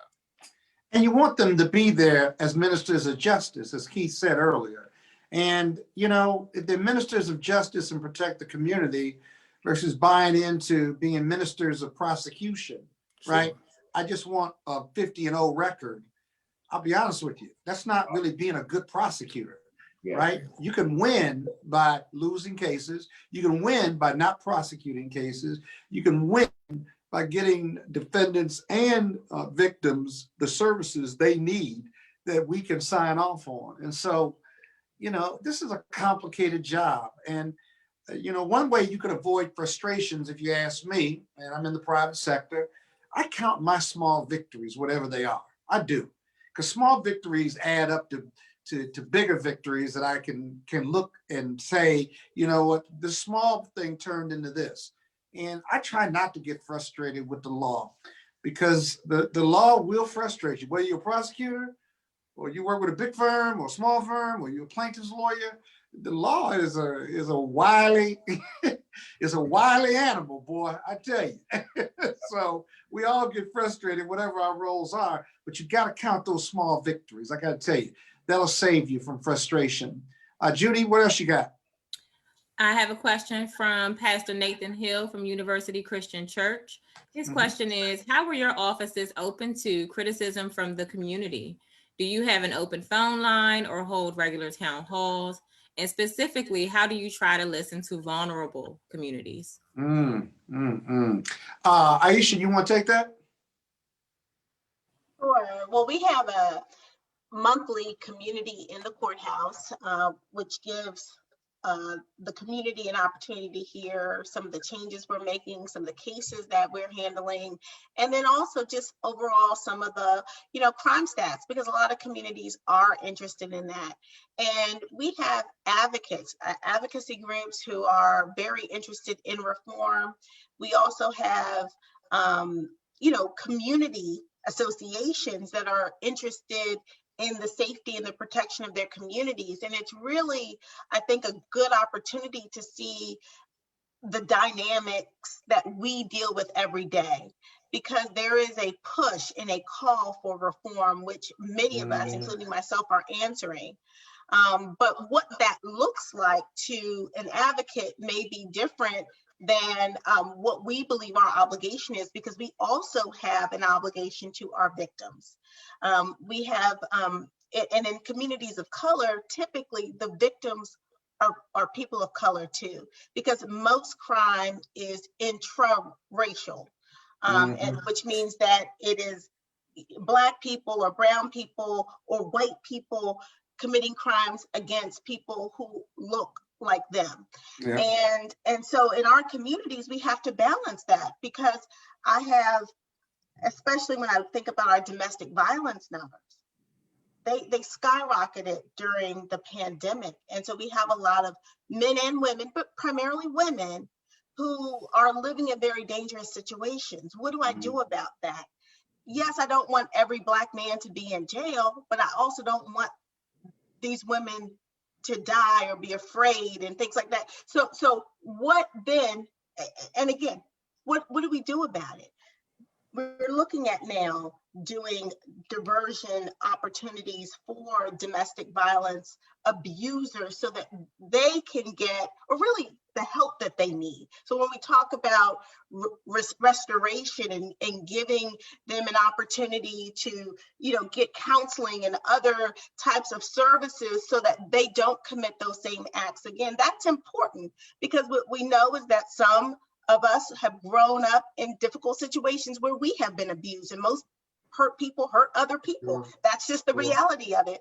And so we have to balance all of that. So we do in our community, in the courthouse sessions, give communities an opportunity to hear from each other, what's important to them. The community is not a monolith. But the community and the courthouse forums are important, and we regularly respond to constituents and advocacy groups who have questions, concerns, whether they ask about, well, we have a court watch program. We saw these cases. Why did you all ask for this person to be held? And we try to be responsive to those concerns, because we understand it's important to them. But on the other hand, we have victims' rights groups and victims who are also calling us and asking, well, why did so and so get released? And so then we have to explain it to them too. So we have a victim witness unit that regularly responds to our constituents, and we have a community affairs unit that goes out into the community, hears the concerns, and tries to respond to those concerns. But we have an open door policy in our office, and I think that has really benefited us. Yeah. Hey, Danny, would you, is that pretty much the same for you where you are in your jurisdiction? Pretty much the same. We have an open door policy, but one thing that I do and I enjoy doing, again, which is strange, I'm always in the community. I'm always going out to churches and talking to people. I'm always going out to schools and talking to people. I'm always going to neighborhood meetings all the time. I don't meet a stranger per se. So I like engaging people. I don't mind constructive criticism. I don't mind people disagreeing with me, but let's talk about it. And let's figure out what the issues are. And the one thing that I take pride in is that I'll show up. And for me, I think that's something that you do to build trust and to make sure that people know that they can trust you and that they enjoy the fact that you are their district attorney. Yeah, no, I appreciate it. Let's try to get as many questions in as I can. Judy, you got another one? I do. This question is from an anonymous participant. It's a pretty thought-provoking question. And the question is, let's talk about racism as systemic and institutionalized, as opposed to individualized or personal prejudice. How do the panelists grapple with the fact that there is a perception that they wield the power of historically racist police departments? Okay, Terry, why don't we get started with you? So I'm in Alameda County. And Adam, I'm coming to you next, okay? All right. Okay, go right ahead. In November, I was fortunately promoted to the number 3 district attorney, and I was named the director of the new kind of groundbreaking division of diversity, equity, and inclusion. You were named director of what again? I'm sorry. Director of diversity, equity, and inclusion. Okay. And so what I do in that job is tackle such things as where do we see systemic racism within the system. So initially, we have been doing a series of trainings with every one of our employees, the district attorneys, inspectors, our administrative staff. Everybody has to go through implicit bias training, and it's a 4-module training. So this week and in the last 2 weeks, we've been doing module 2, which is implicit bias, a historical perspective. And so what we've been doing with the historical perspective is showing them by focusing on the government policy of redlining and how redlining, which these policies began in the 1930s, how these policies in the 30s shaped many of our neighborhoods that suffered the most socioeconomic, that are at the most socioeconomic lowest levels, are these same neighborhoods that were redlined back in the 30s and the 40s. And we give them a history of government policies in which from 1934 to 1962, African Americans could not get a home loan from the FHA. And we showed historically how these minority communities we were forced to live in these redline areas, and they would not give you home loans in those areas, and how it contributed to school, it contributed to problems with our schools, and that there was a lower tax base for minority schools. So it impacted businesses because they could not get their businesses insured. It impacted owners of multiple dwellings because they could not get home improvement loans to upkeep the property. And it left many of these communities in a very deprived economic state. So we are imparting this history on our employees so that now we show that today, if you look at these areas and see that they've gone through so much economic deprivation, you don't just, we don't want you to just assume they're in that condition. They got that way by themselves, and that there were government policies and private actions that contributed to these areas. And the whole idea is to cause our employees to bring more empathy to the job. We want them to have more empathy for the cases that are coming out of these areas. Yep, no doubt about it. Adam, we talked a little bit about this earlier, about the perception and just, dealing with racism in the criminal justice system, whether it's the police or not. This question was about the police and you representing racist police officers, essentially. You want to comment on that? Yeah, and that's part of it. Basically everything Mr. Wiley said, I've written down. Our office has implemented implicit bias training several different times within the past 2 years under the district attorney that I work for. And it does. So Durham has a unique history in that Durham is about 40% Black, about 40% white, and then another 20% of different ethnicities. And so to see the history of Durham, it's had a successful Black Wall Street areas, and it's had other times of obviously racial division. And so starting with your employees, he said, but starting with your colleagues in your office and just educating people on the history of racism in your county, your state. I think it starts there, but it kind of goes back to using your discretion, as we started to say from the beginning, and using your discretion and the communication that you have with law enforcement, with the higher ups, not just the patrol officers and investigators. Is letting them know what you are and aren't willing to proceed on, and some of the reasons why, some of the disparate outcomes. You as the DA see what the effect is in the courtroom. The officers charging, people, they don't get to see what you see in the courtroom on the jail line. Nothing but African Americans. And so just having that communication, I think, is kind of what it keeps coming back to. Well, we have this higher level of racial consciousness now. So I tell my colleagues who don't look like me and anybody else who will listen, I don't want you to just be anti-racist anymore. I want you to be anti-racism. When you see racism rear its ugly head, right? Generational racism, systemic racism, it's time to step up and step out and say something about it, do something about it, and have zero tolerance for it in your families, in your friends, in your social gatherings, right? and you've got to be fearless about it. And I'm unafraid at my law firm, I've been there 30 years, to talk about race, racism, and the law, to talk about them standing up to racism, implicit bias, and what have you. Because if the cats on this call right here, you know, who are leaders and bright and capable and elected officials, right? If we don't stand up and lead our communities, not against white communities, but in partnering with them almost in fighting racism, not racist. Because nobody wants to say that they're racist, but racism exists. Well, it's generational. You're not born with a racism gene. So it's coming from somewhere. So someone's perpetrating it. But we have to be leaders in that dialogue, those courageous conversations with the police, with our colleagues in the prosecutor offices, in big law, you name it. We have to lead those conversations, and we got to be fearless about it and make others comfortable and having that dialogue. Because otherwise, I guarantee you 100 years from now, all of us on the call, all of us who are listening, all of us who go to our jobs every day and stuff, we're going to be having the same conversations 100 years from now. My daughters and daughters are going to be having it.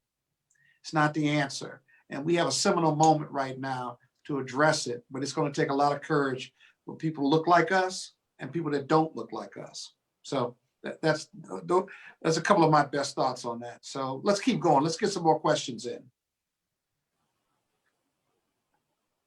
Judy? Yes, I'm here. Thank you.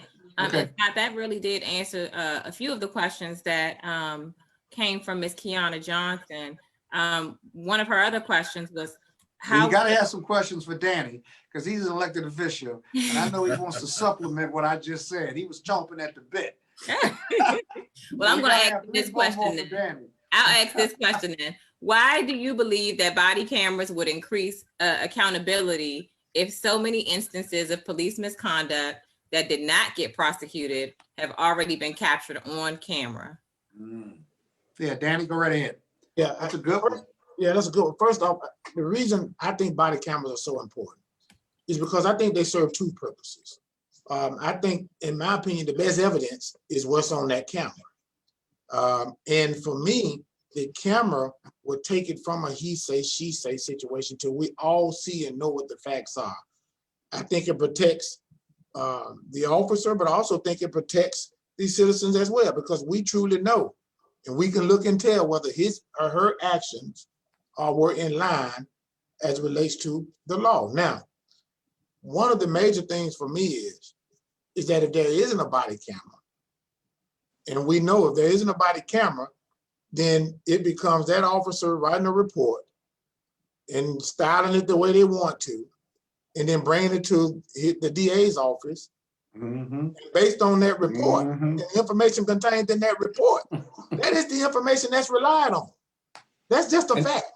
And that's no information. And that's no information. Without the body camera. Correct. No without the body camera, that's no information. And then that officer then is going to hide behind their union reps, because now they really technically tell them don't talk. I mean, so there are a lot of issues without the body camera. And I'm always leery of a jurisdiction that kind of bucks back at the notion of everybody having on a body camera. I'm always leery of that. So I think having that body camera on is one of the most important tool that we can do as it relates to getting to the bottom of what the truth is, and what, as closely as we can, to what the facts truly are. Because relying on that report, that is really no information at all.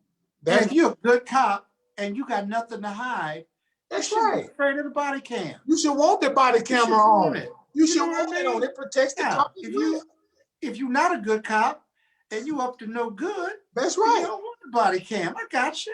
And I'm leery of you. Now I can't trust you. Now I can't trust you at all. You know, so I mean, I just think it makes sense. If I'm a cop, I want the body camera on because I'm gonna do everything by the book. Exactly. This camera will protect me. Perry, you want to get in here? I see. Yeah, I do. And the one thing about it is body cam and dash cams also lead to quick resolutions. It's not a bunch of arguing on the phone. You got the defense counsel there, and we're both looking at the same video. Not a time to tell a bunch of stories. And also, when you have a bunch of different cars, you can see the different angles, right? So you can see everyone's point of view, but you have to be leery of people who are officers who are sophisticated enough to maybe move a defendant out of the line of sight. And when you have dash cams, you can see that, like, you could have frisked him and sat him down right in front of your dash cam. Why was he moved to the back of the vehicle? You have second and third question, because the municipalities that have body and dash cams, they always say that the bad act happened right before we turn the camera on. Exactly, exactly. On the camera, he was out of control, and as soon as the camera gets cut on, you didn't see the whole thing. Right, exactly. You ain't So see we it have all. to encourage that. And like I said earlier, what we saw in the civil rights movement, what the news cameras did on Bull Connor, the dash cams and the body cams are going to do the same thing for criminal justice. Yeah. Well, I can tell you, me personally, and this is a whole nother discussion, I think every jurisdiction ought to have mandatory body cams on. Yes. And it ought to be mandatory. It may cost more, just keep them on. And then secondly, if you don't put them on, right, you ought to be fired. And if you want to give them due process and say, okay, you get a warning and then another one, and then you take it off and you take them through a disciplinary hearing for not turning the body cam on, that's fine. Because I had that debate with my conservative friends. But let me tell you something. Make it mandatory, and you are subject to being fired. Your money, your pension, if you don't have it on. And we'll make it easy for you. We're going to buy cameras that all you got to do is click them on, and you can't leave the department or the office without it being clicked on. Now, we're just going to take the choice away. But, you know, that's just me. I'm just a citizen voting.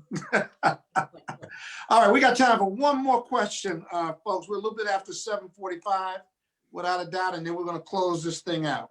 Judy? Yes, Brother Bolden. So I'll just end it with this question. This is from our good friend Easy Street. And while we were sticking with this topic about Easy, my good friend. our police departments, the question is, how do we create a better relationship between the African community and our police department?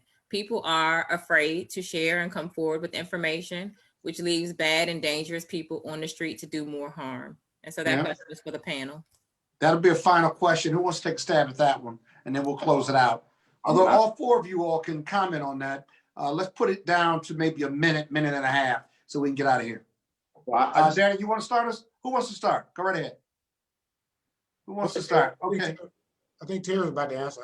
Terry, go right ahead. I think it's a two-way street. I mean, I think that police departments have to have the motivation to go out and encourage and create a better relationship with the African-American community. I mean, I think that has been one of the problems that I've seen across the country, is that there hasn't been enough outreaching into the community by some of these agencies. So I mean, I think it's a two-way street. I think that we do need to create some apparatus or ability for law enforcement and the African-American community to have a conversation with each other. Some of it goes to community policing that Danny talked about earlier in one of his suggestions. I think that by losing community policing, you know, there's a loss of connection between the community and the law enforcement agencies, and that they don't know each other. They just kind of respond to calls of service. They don't know anyone in the neighborhood. And so I think that at some point it's a two-way street. There's got to be outreach by the police departments, and there's got to be some apparatus, and it could be through the churches or any number of different groups, just to create a more of a conversation, so that the only time you're in contact with the African-American community is when you're arresting someone. You want to create some opportunities other than just arresting folks. Yep, absolutely. Adam? Yeah. You want to give me a minute? Yeah, a couple of things. One, I think like all we're talking about, it starts at the top. So having top brass in the police department recognize, one, that there's an issue. It starts with, you know, leadership recognizing that there is an issue between the communities. Then from there it goes to actually having events and having police reach out to the community and have events in those hard-hit neighborhoods and let them know that they're not there not just to police them, but that they're as a method of protection, that they can be trusted, you know, that they're in and around the community. And then the third thing I would say is probably increasing the number of officers that live in the community. Sometimes you get counties where so many of the officers aren't as familiar with the community because they don't, not just because they don't live in the community, but that's a big part of it. And so spending time there in the community is a big deal. So those are the top three things I would say that could be done to help ease that tension. Terrific. Perry, and then Danny, you can close us out. Perry? Yeah, you certainly had your hands full with the Prince George's County Police Department over the years. God bless them. Yeah, I would say training, outreach, and diversity. And also to follow up on what Adam said, maybe on the applications, you could have points for zip code. You want to have, you know, the officers have a connection to the community that they police, and you want to build cultural competency. People need to know, the officers need to know the people that they're around, and you need to know who's the business owners, the religious community, and the local educators, the principals. They need to know those people in the community. So maybe having a zip code requirement that gives them an extra point on the application, things like that can encourage people who grow up in the county and grow up around the county in the area can become officers, and then they're familiar with the communities that they police. Absolutely. Danny? Yeah, I agree. I think I mentioned earlier about community police, and I think that's very important. Again, the reason it's important in plain language is that you show up a little differently when you care about a community, when you know the people that you're policing. And when you have a relationship with Lil Johnny trusts you and will give you information. And if something happens and you have to show up, you show up a little different because you care about the community, you care about the people in the community, you've embraced that community, they've embraced you. So now you treat it differently. And we, you know, we have a black sheriff, we have first black sheriff here, we have a black police chief here. So we're uniquely situated.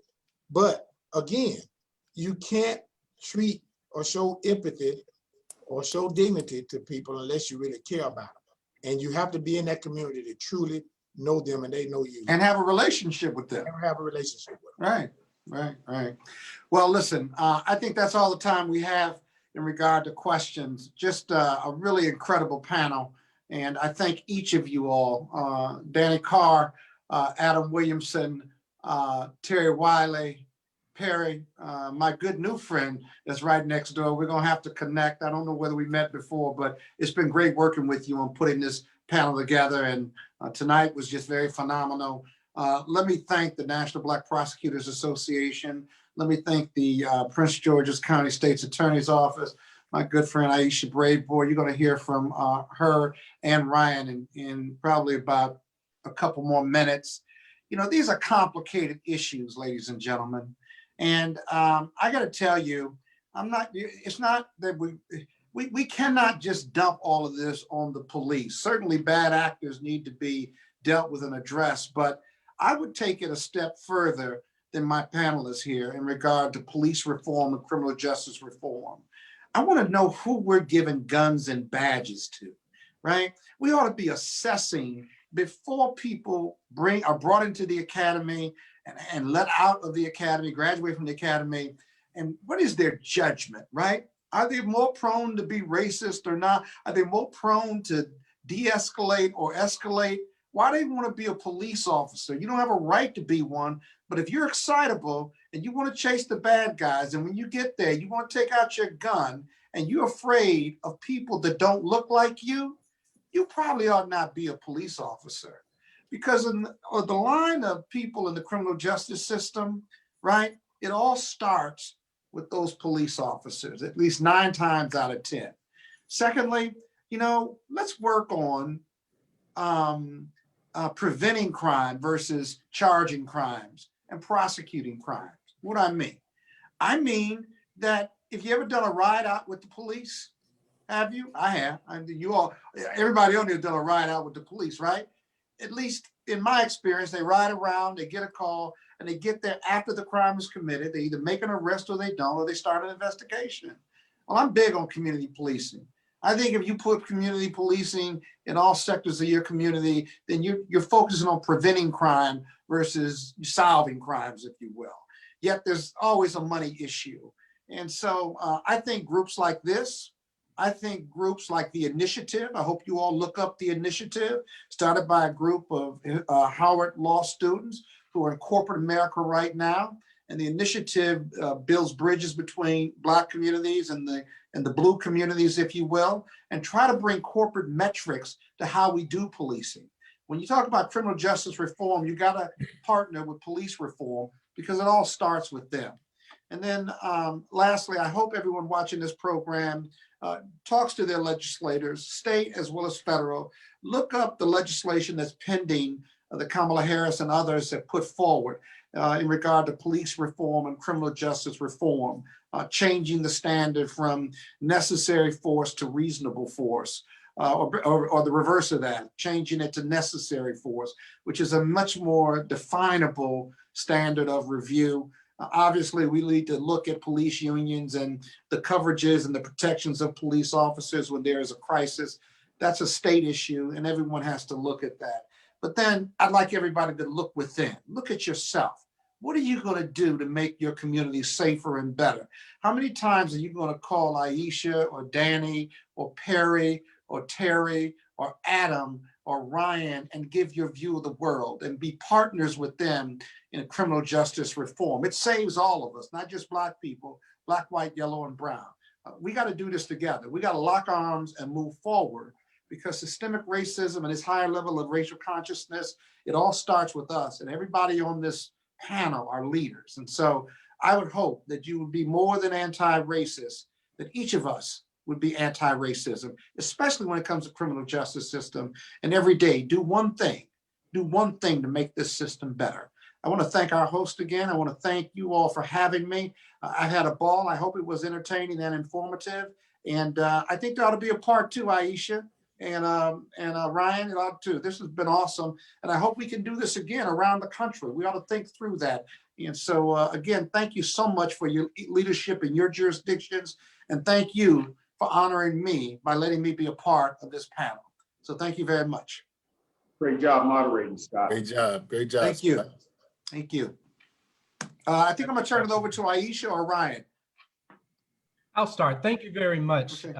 Mr. Bolden. I appreciate your thoughtful words and your final thoughts here. I also want to thank our panelists, as well as everyone that asked questions and attended. As expected, our panelists kept the conversation thoughtful, insightful, and certainly authentic as well. I'll keep my remarks short and just simply say that if you are a prosecutor, to find your local MBPA chapter. If you enjoyed this conversation, if you want to help do the work to shape this profession, what we talked about this evening, if you want your ideas to be heard, please find your local MBPA chapter. In the DMV area, you can email nbpa.dcchapter@gmail.com. Again, nbpa.dcchapter@gmail.com. And again, I just want to thank everybody for attending. Thank you. And I think, Aisha, you're gonna wrap us up. I am going to wrap us up. Thank you for your great However, leadership. thank you so much, Scott, and thank you for moderating this, and thank you to all the panelists. But we do, at the very end, we have something that we want to share with you. So don't leave after my comments, and I will be very brief. I just want to thank all of you for really making this vision a reality.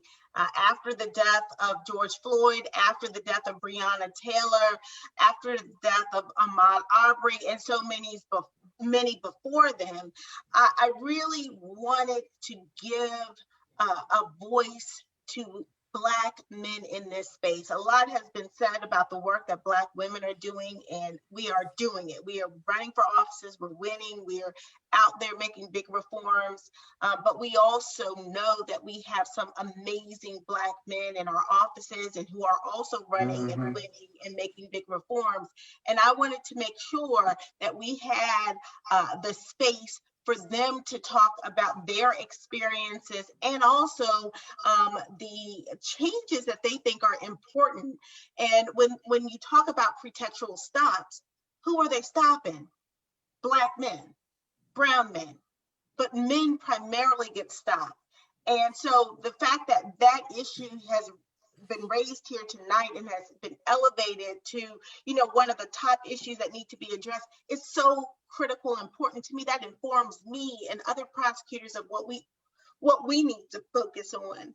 I heard, you know, someone mention a second chance job fair. I'm stealing that idea. That's such a great idea. We must ensure that people have a meaningful opportunity to get jobs. And we're doing that right now through our Back on Track program, but those are only the people who are in that program. But we can extend those job opportunities throughout our community by being proactive. So I'm really excited about that. Community policing, obviously, that's a very important model. And I think the next time we do have this discussion, we should bring some of our police partners into the discussion because, Scott, you're right.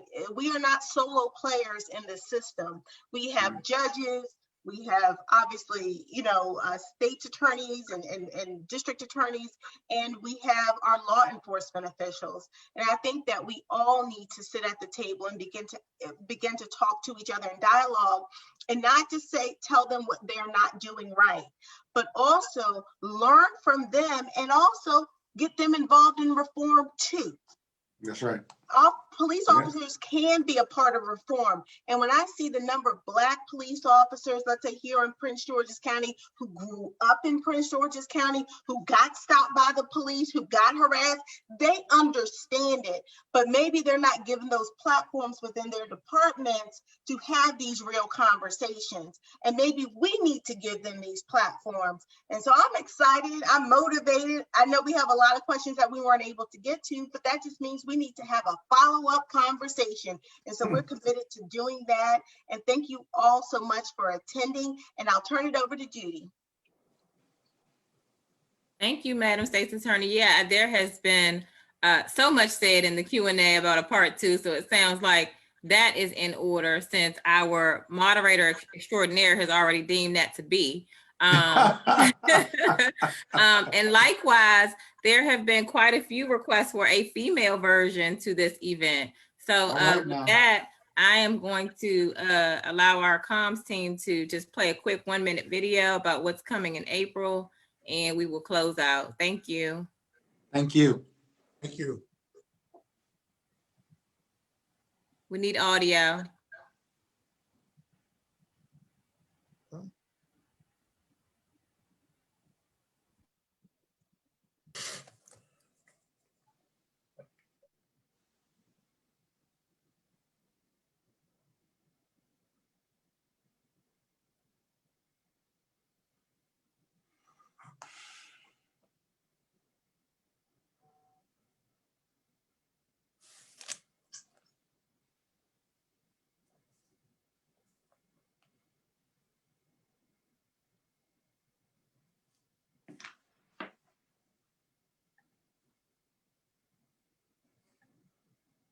Please stand by. It should be coming up shortly.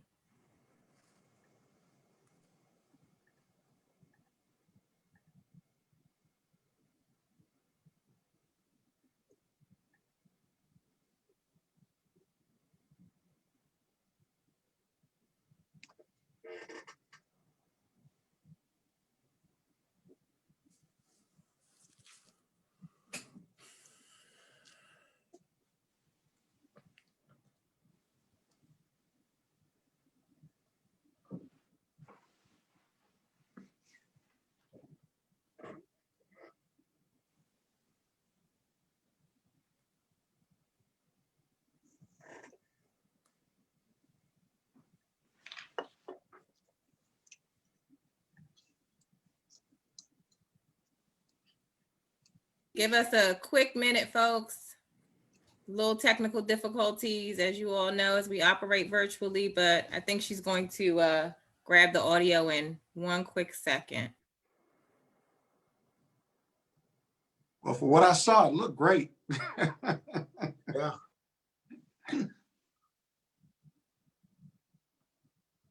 Yes.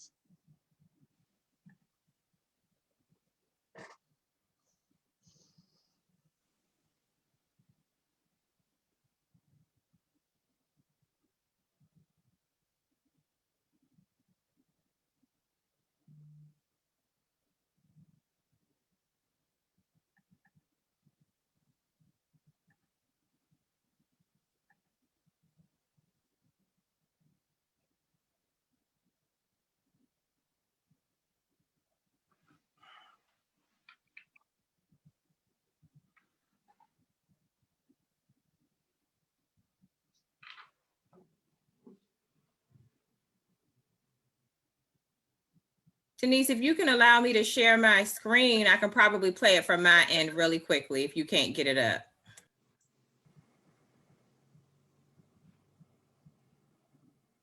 Okay, you should be able to share your screen. Just click share screen.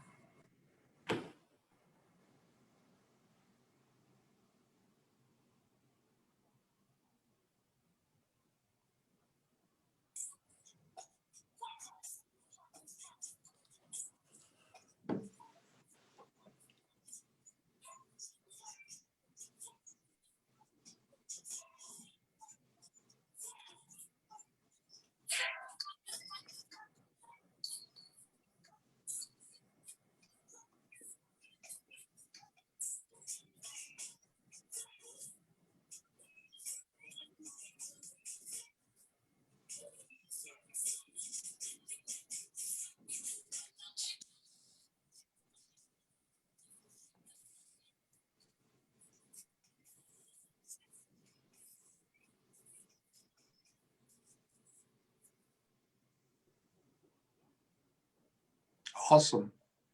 Looking forward to it. I Yeah. think y'all got the gist of it. Thank you all Yeah. so much for your participation this evening. Everyone have a blessed night. Thank you. You too. Bye-bye now. Thank you. Take it easy, Scott. Good to meet you all. All right, good meeting you too. All right, good meeting you, All right, brothers. guys. Really All learned a right, lot. keep moving, you guys. All right, take care.